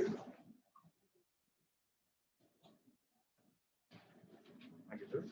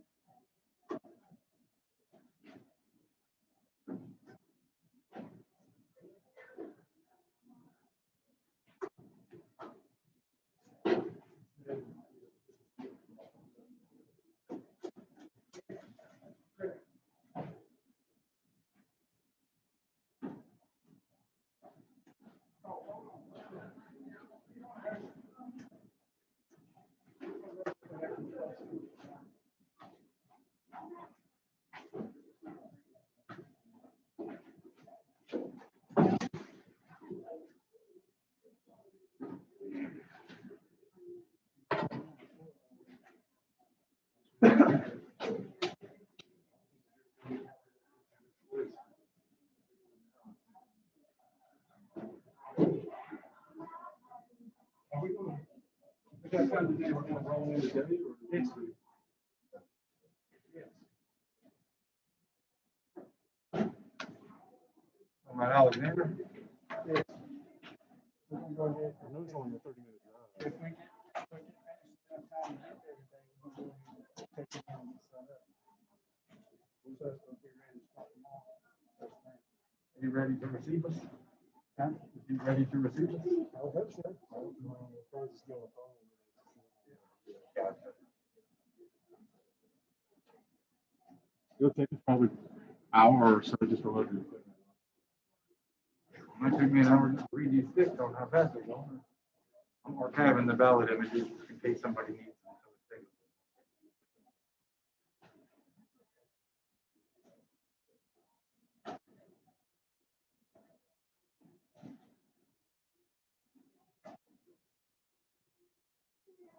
Yeah.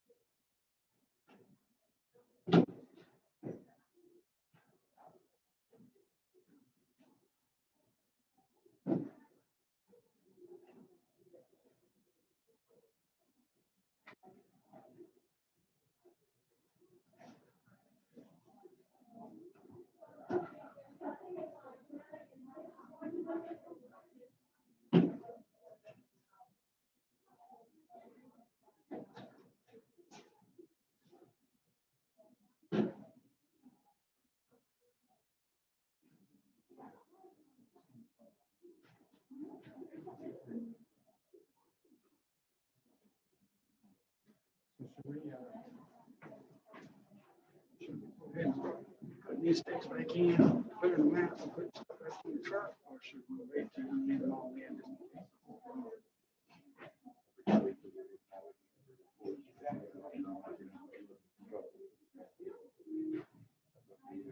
Probably put the sticks in, because I need to clear them out. I mean, I guess we could just put the sticks in when we get over there. We could just go ahead and shut them down. And then when we get over there tomorrow, we can clear them, put the sticks in.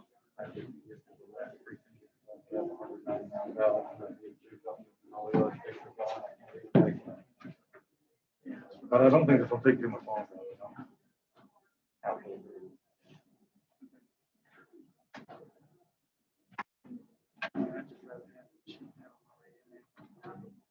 If you want me to start working on the truck and have some lunch while I do this.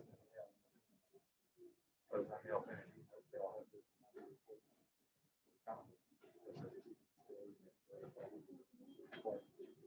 I have. He said,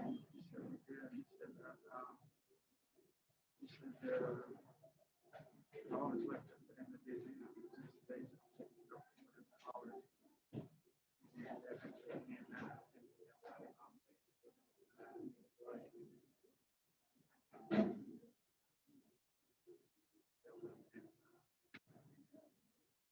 Send that to the state. Purchase. Oh, yeah. They change the requirements for the steps that we're going to do. Same thing. I haven't put it in here.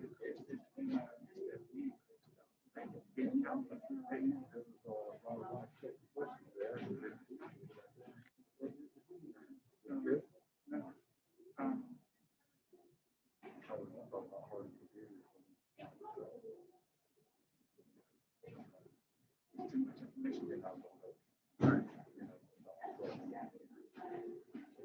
At some point, people will believe it.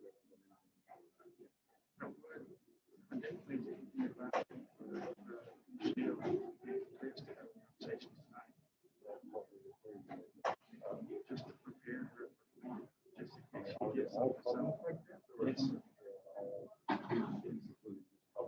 Yes. And we were kind of shocked. Yeah, I was a little concerned about that, and honestly, I didn't know that all these were public demonstrations plus tests. Yes. I mean, yeah, at some point, you know, I mean. that's a little worrying.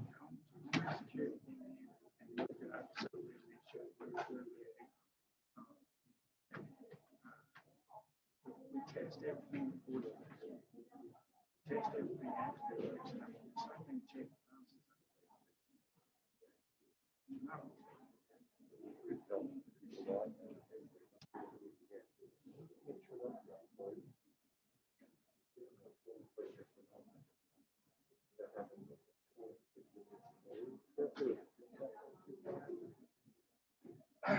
Yeah, I've tried that one twice now, and I'm having problems with it. That's what I said. Still waiting for one more from our. Alrighty. We're getting there. And I got one giving me a problem. He's gonna make sure that got closed correctly.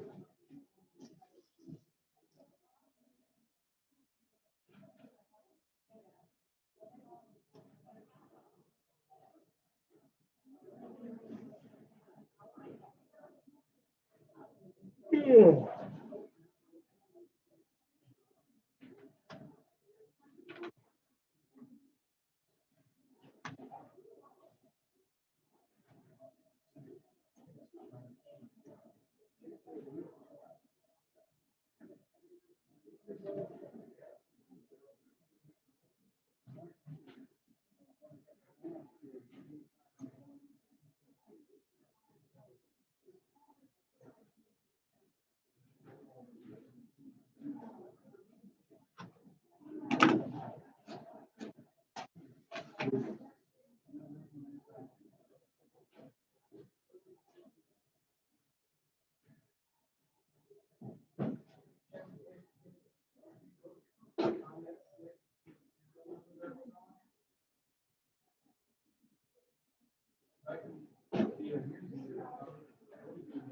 I don't think it matters which machine it goes back in. It's, this version deals with the USB stick serial number. I know, when it goes, when I put it in, it's gonna check, it's gonna know whether this was the.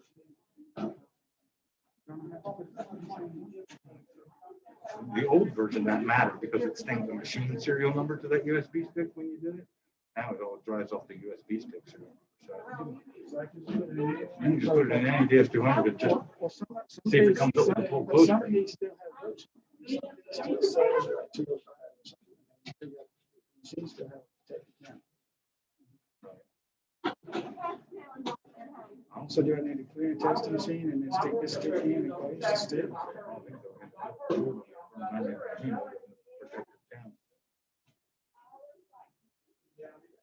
And I just want to see if it comes up and says poll closed or if it says the folder's still open.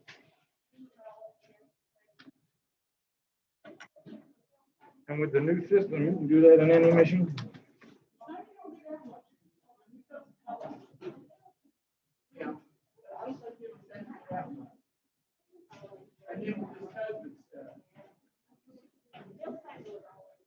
I think it's not a ridiculous fear. It may be corrupted already.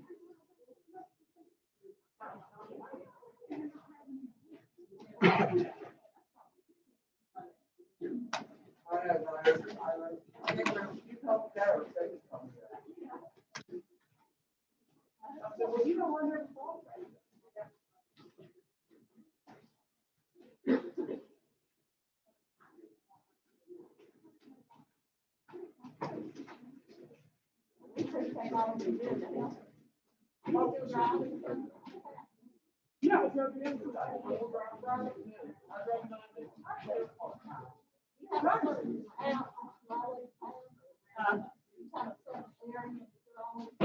I want part-time, so they just put me in where I go anywhere in the county. Anything, so they just take care of it. They give me a list of people, like a whole list there. I go through it all.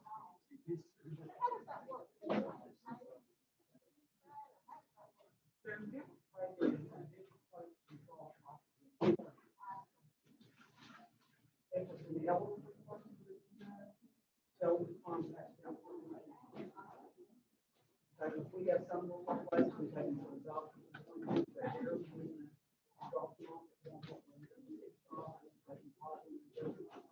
So it's really. But I think a lot of it. But I'm like this, we don't call it there to good, you know, they don't get it. Actually, mom, when you call it there, she's one of those things in the out.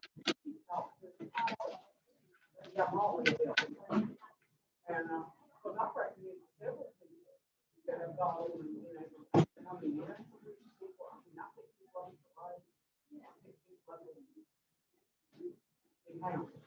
They have some one-stop absentee stuff.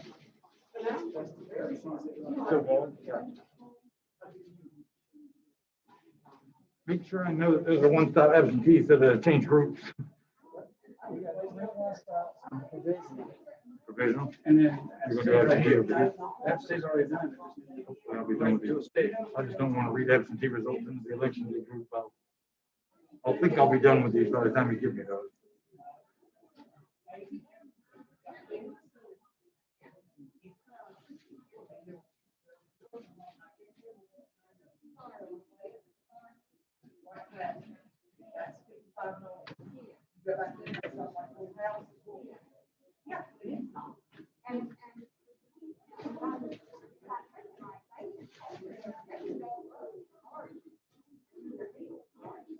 You know, I don't know. I just feel like it's way in there, and I said, well, my God, I didn't even know this place existed.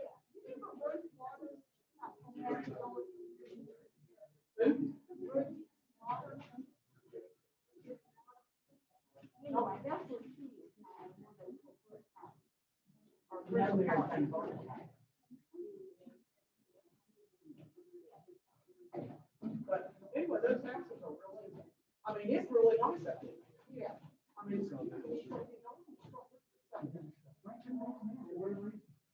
What happened? now they have several. Let's do testing, it's serious.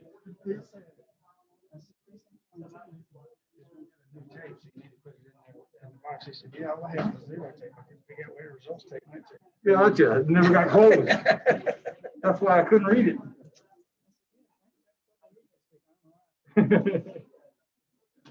It writes a file when it closes that has to be on there to read it.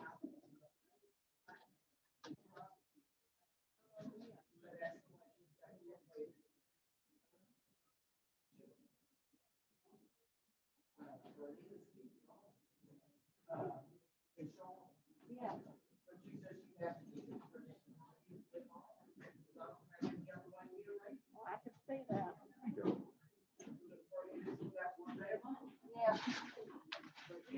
Oh, good. Oh, yeah.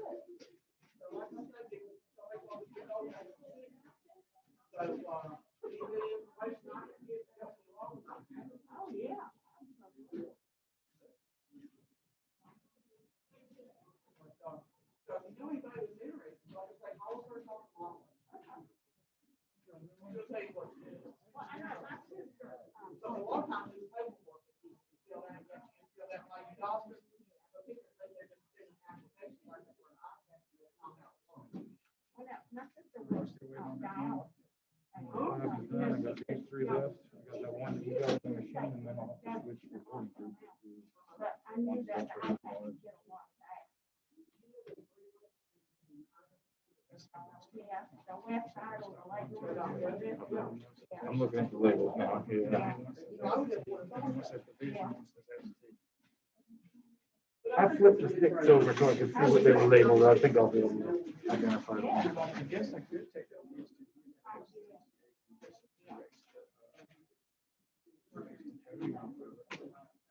Oh, no, I got some. She needs them, huh? See, I'm not planning on setting up a deal. Oh. Use it as a one-stop. I mean, that makes sense to me. That's how a lot of people count us to do. Doesn't have to go through a 200, a 450 is fine, Fred.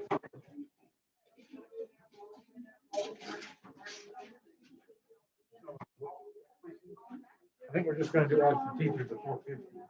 That's most of the time. Electric county, it's not gonna give us 450. These guys already have one of the state purchased ones.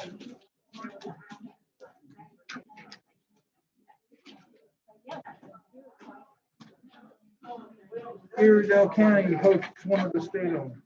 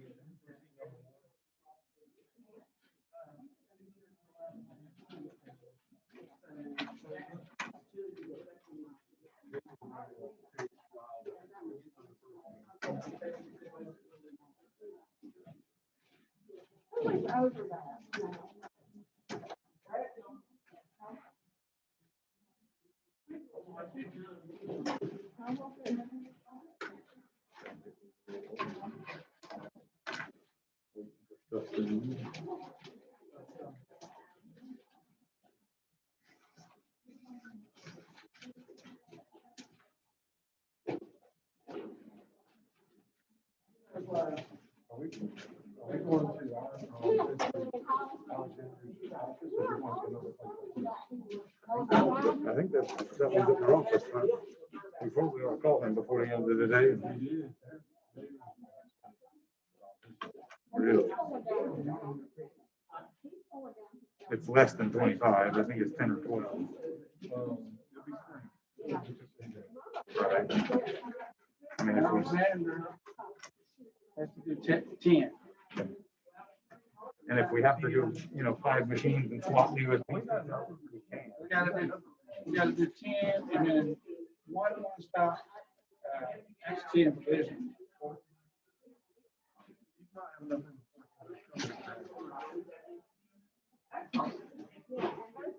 If we have to use the same pieces of equipment twice with a different USB stick, we can, but it goes faster, obviously, if you don't. So, right.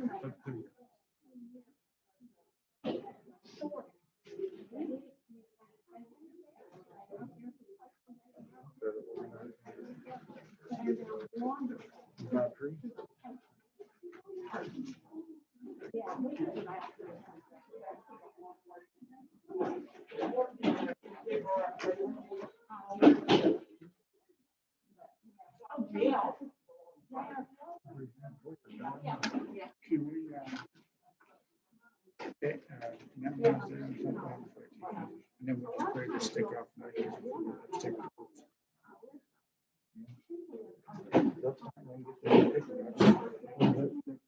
This idea is 200 absentee. I'm not gonna use it, so we'll just use it for how we do it in a different county. Technically, we can show it anyway. Show them what we do have to do. Yeah, and we'll just do that still because we won't see it just in case they decide that. So I'm going to have to stay every single county.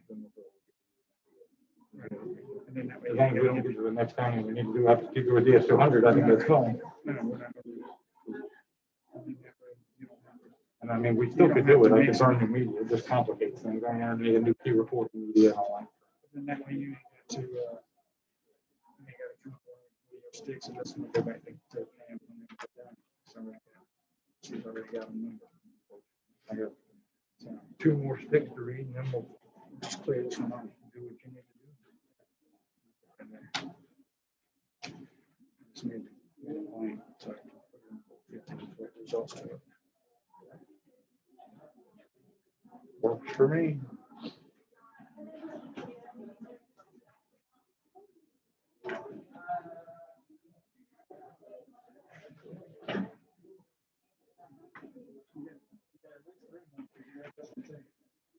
Okay.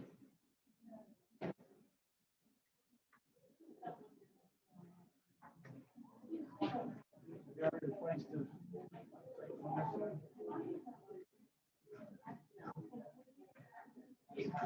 I'm getting organized here. I'll be able to tell you what I'm missing. Now.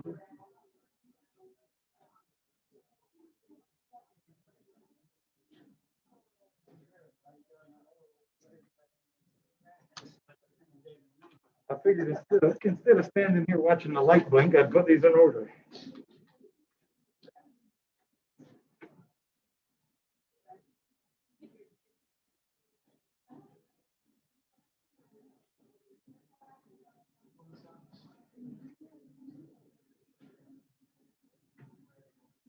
One, two, three, four.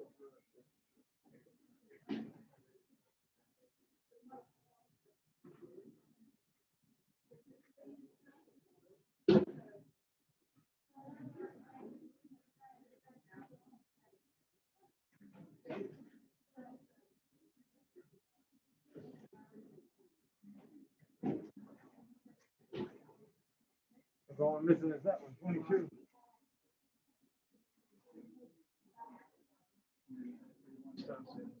Yep, and I'll clear that off before we do that.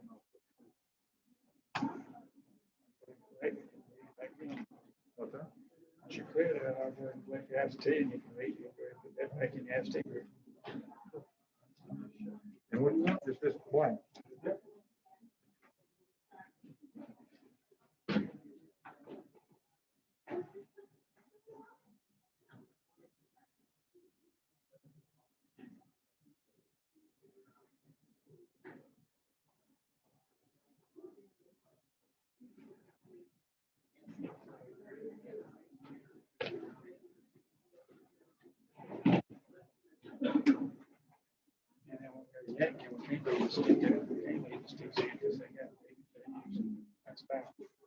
Yeah.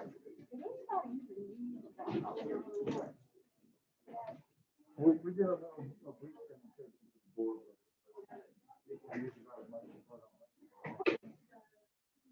Maybe more.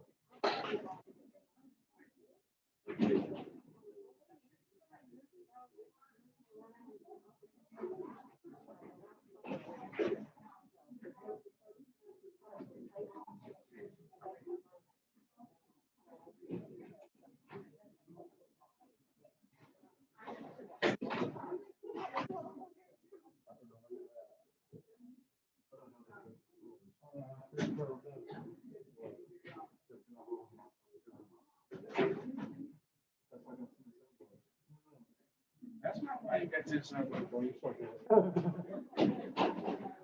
Oh, boy.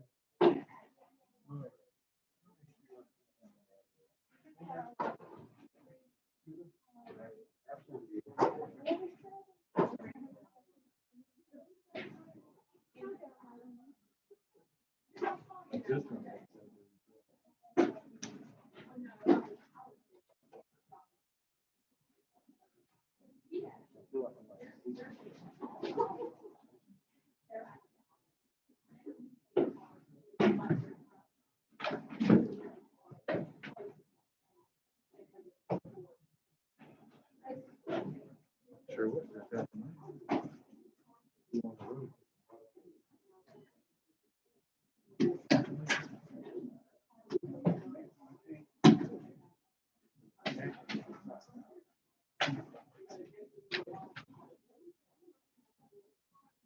I do.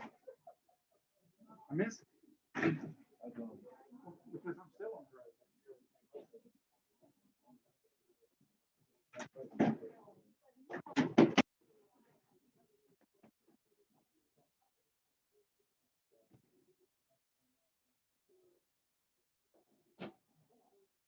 450 done.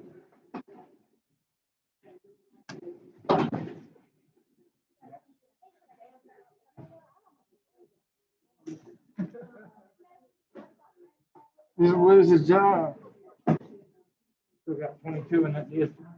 Yes, still friend. Somebody catch some night in. Yes, y'all did.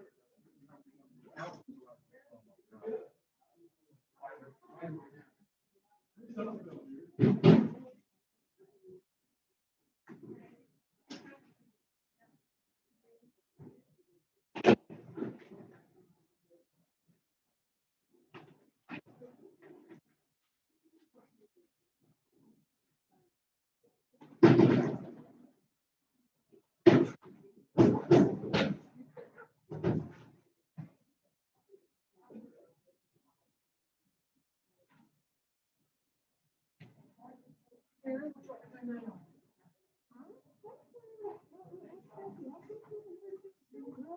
are we done for the ballot?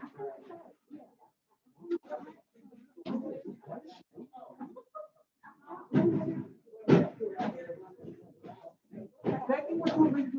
Will we roll that up?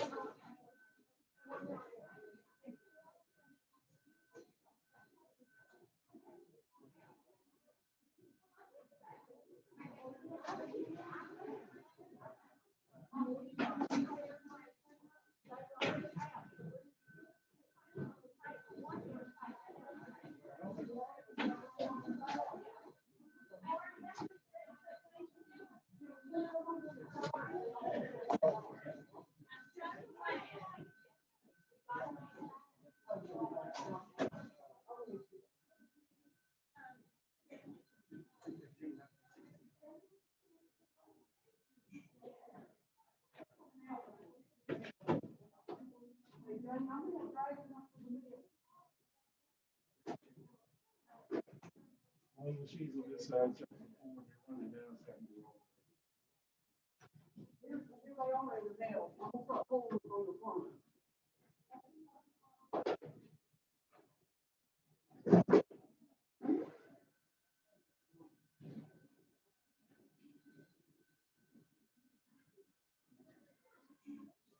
They are going from the front and bring them half water. Okay? And then I'll help you.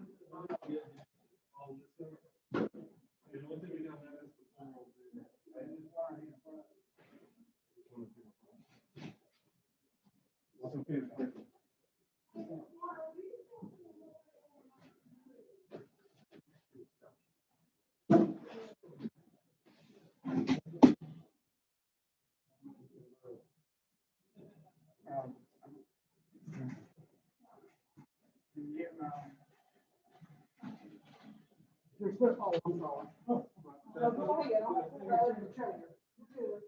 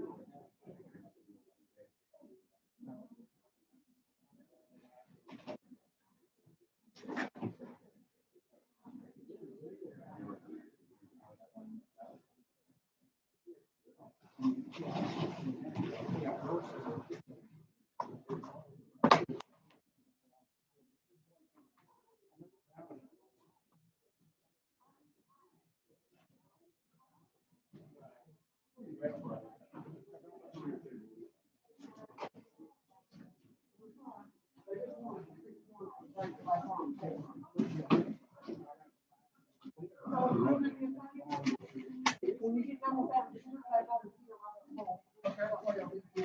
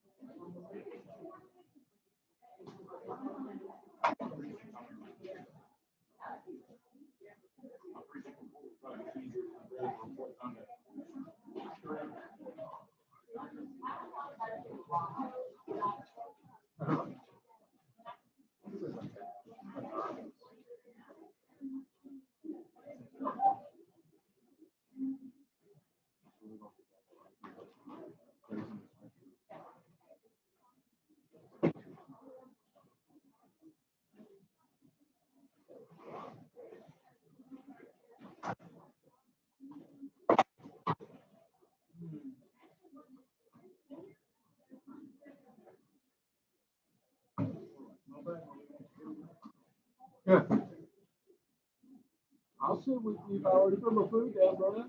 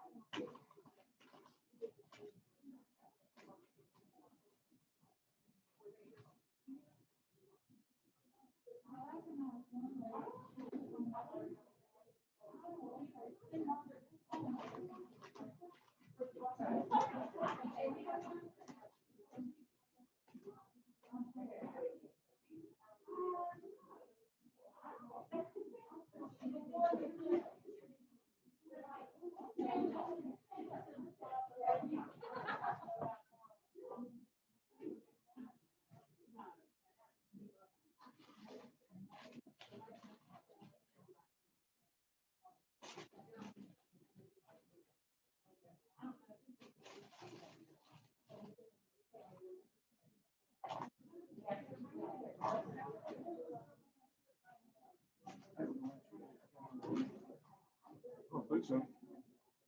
I don't think so.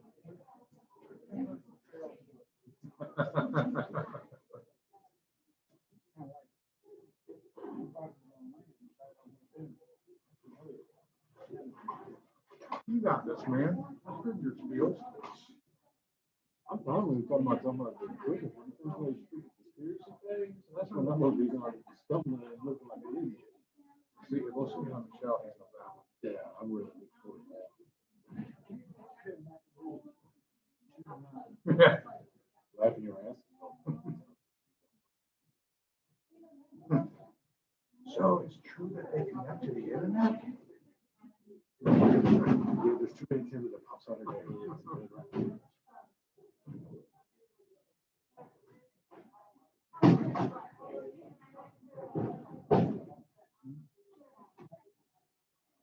Oh.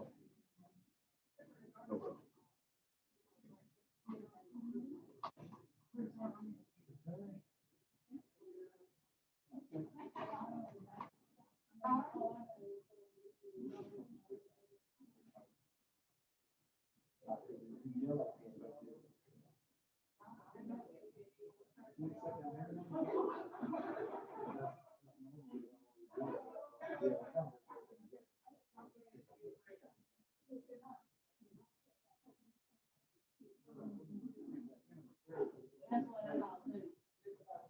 Yeah.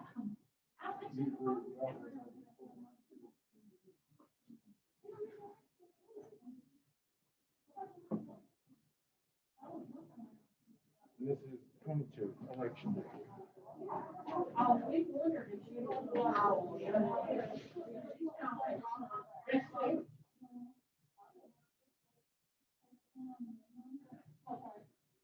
is 1.3.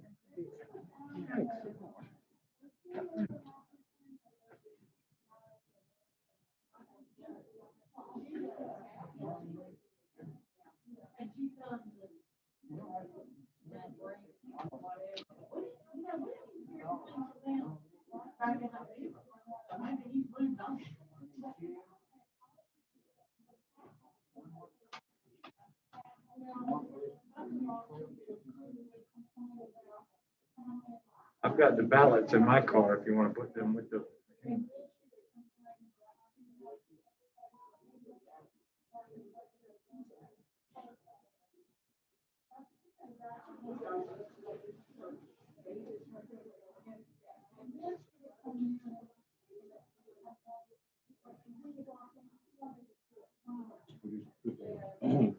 The 12 that we need, let them 12 we need. I have some written drafting out first.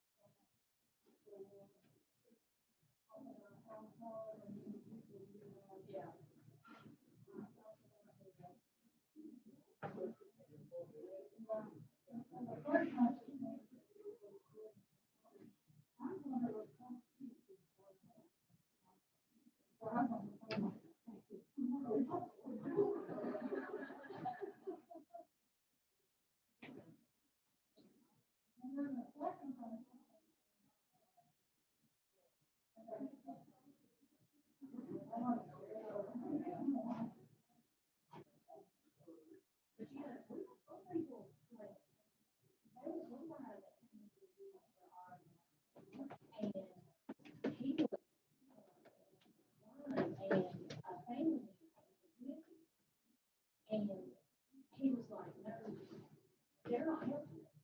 I'm, you know, like, you want me? He's like, no. Yeah, thank you.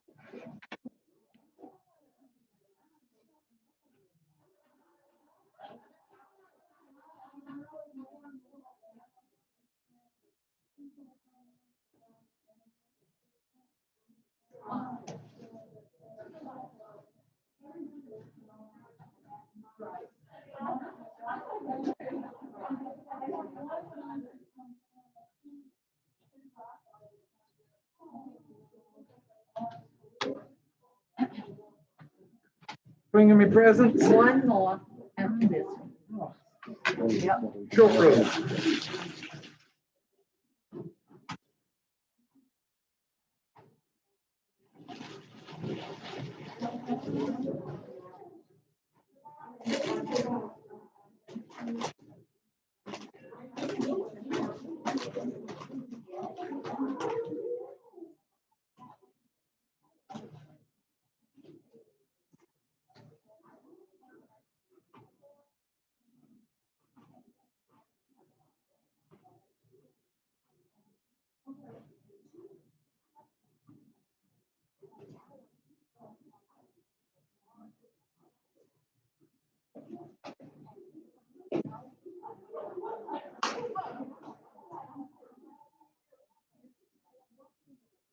Paint drying.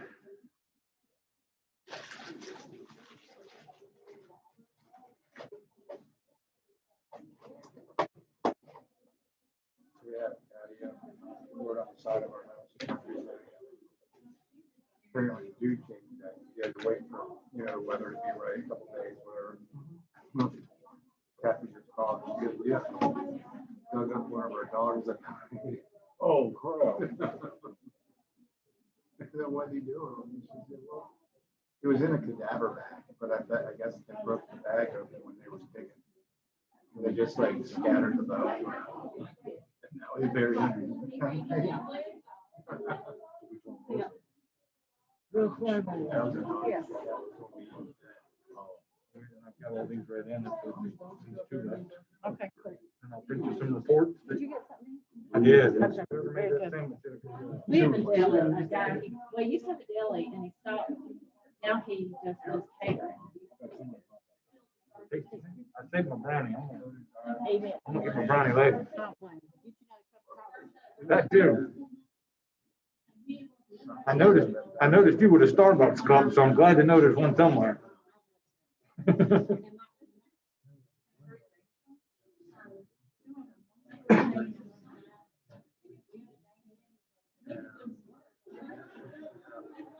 Really? That young? Really? Huh, Iredell County has Caplins, or you yourself have? Dairy Farm.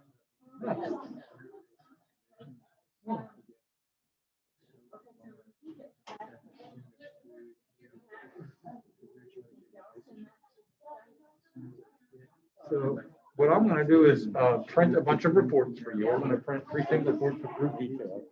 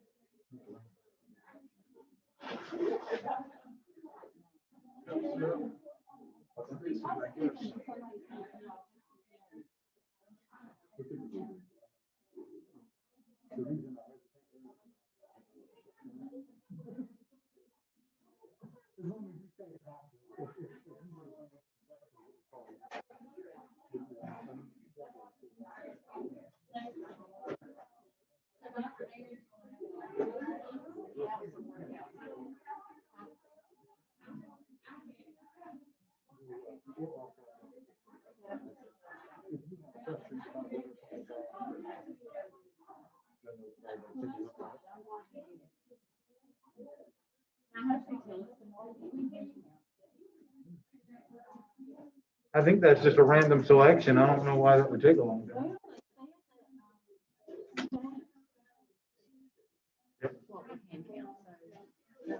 I mean, for a random county, it's amazing to me how often they get a one-stop sign or an absentee precinct, but, Do you know this last recount, there was a county that got more than one of their one-stop signs? I felt so sorry.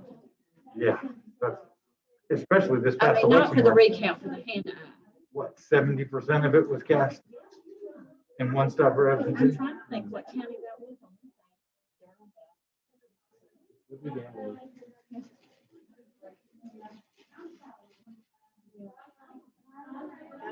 the precinct.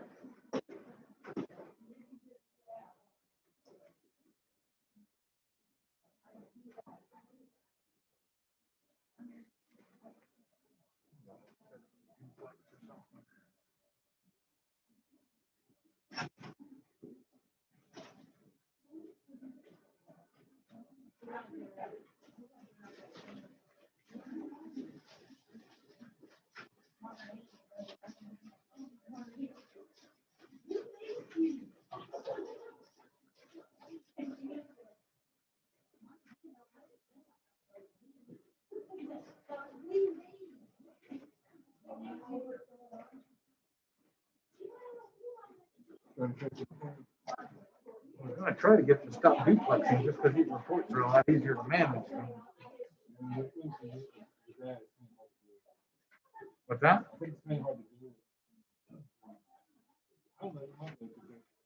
Because of the hardening? Usually there's a little window.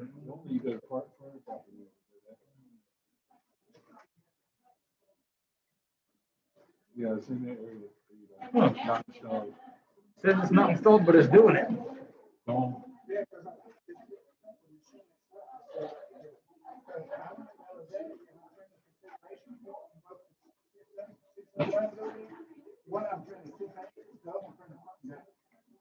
This one's doing front and back. It's kind of a personal preference thing at some point, but I don't like it.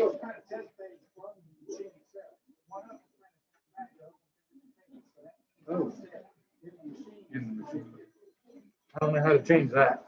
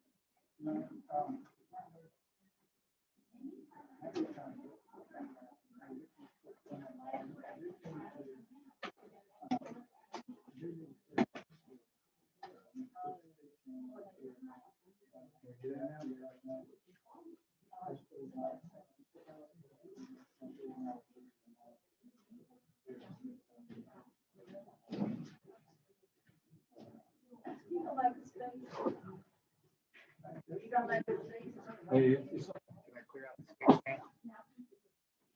yeah, any of the people on Zoom say. Right. People on Zoom say.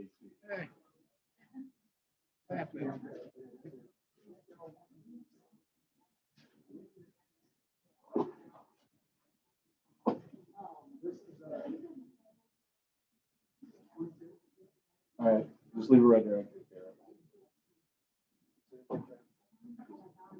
As soon as I put my after each.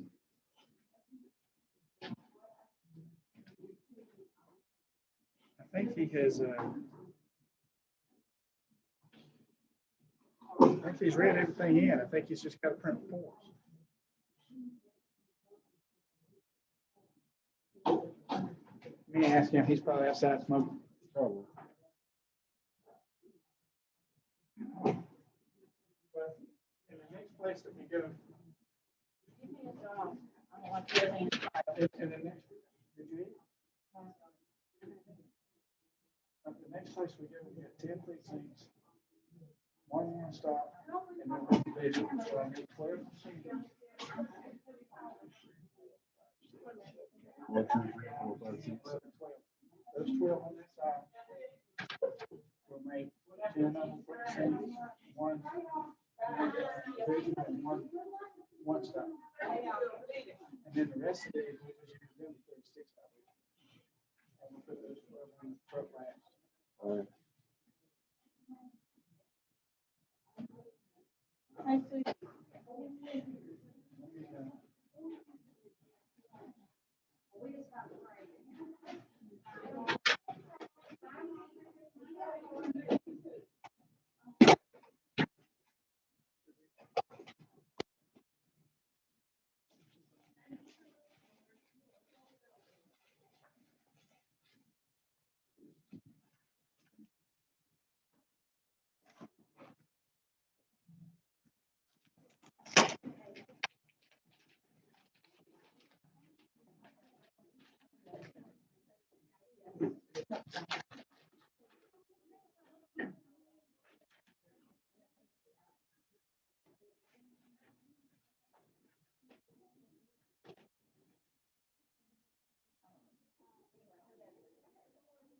Well, that's not, I mean, somebody said.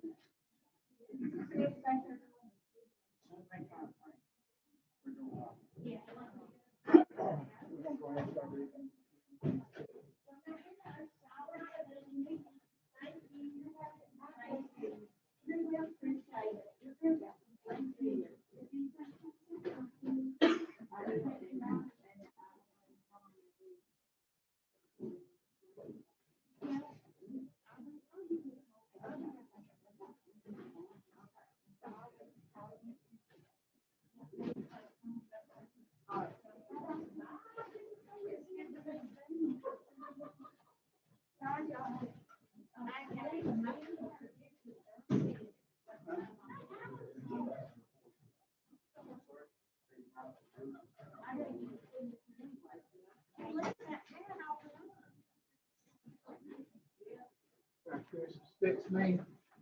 I guess so. I got them all ready in. I got my reports printed. So we're doing.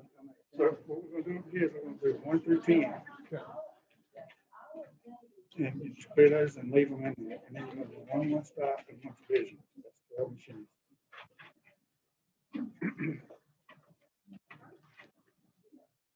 And you're gonna leave those in those 12 machines.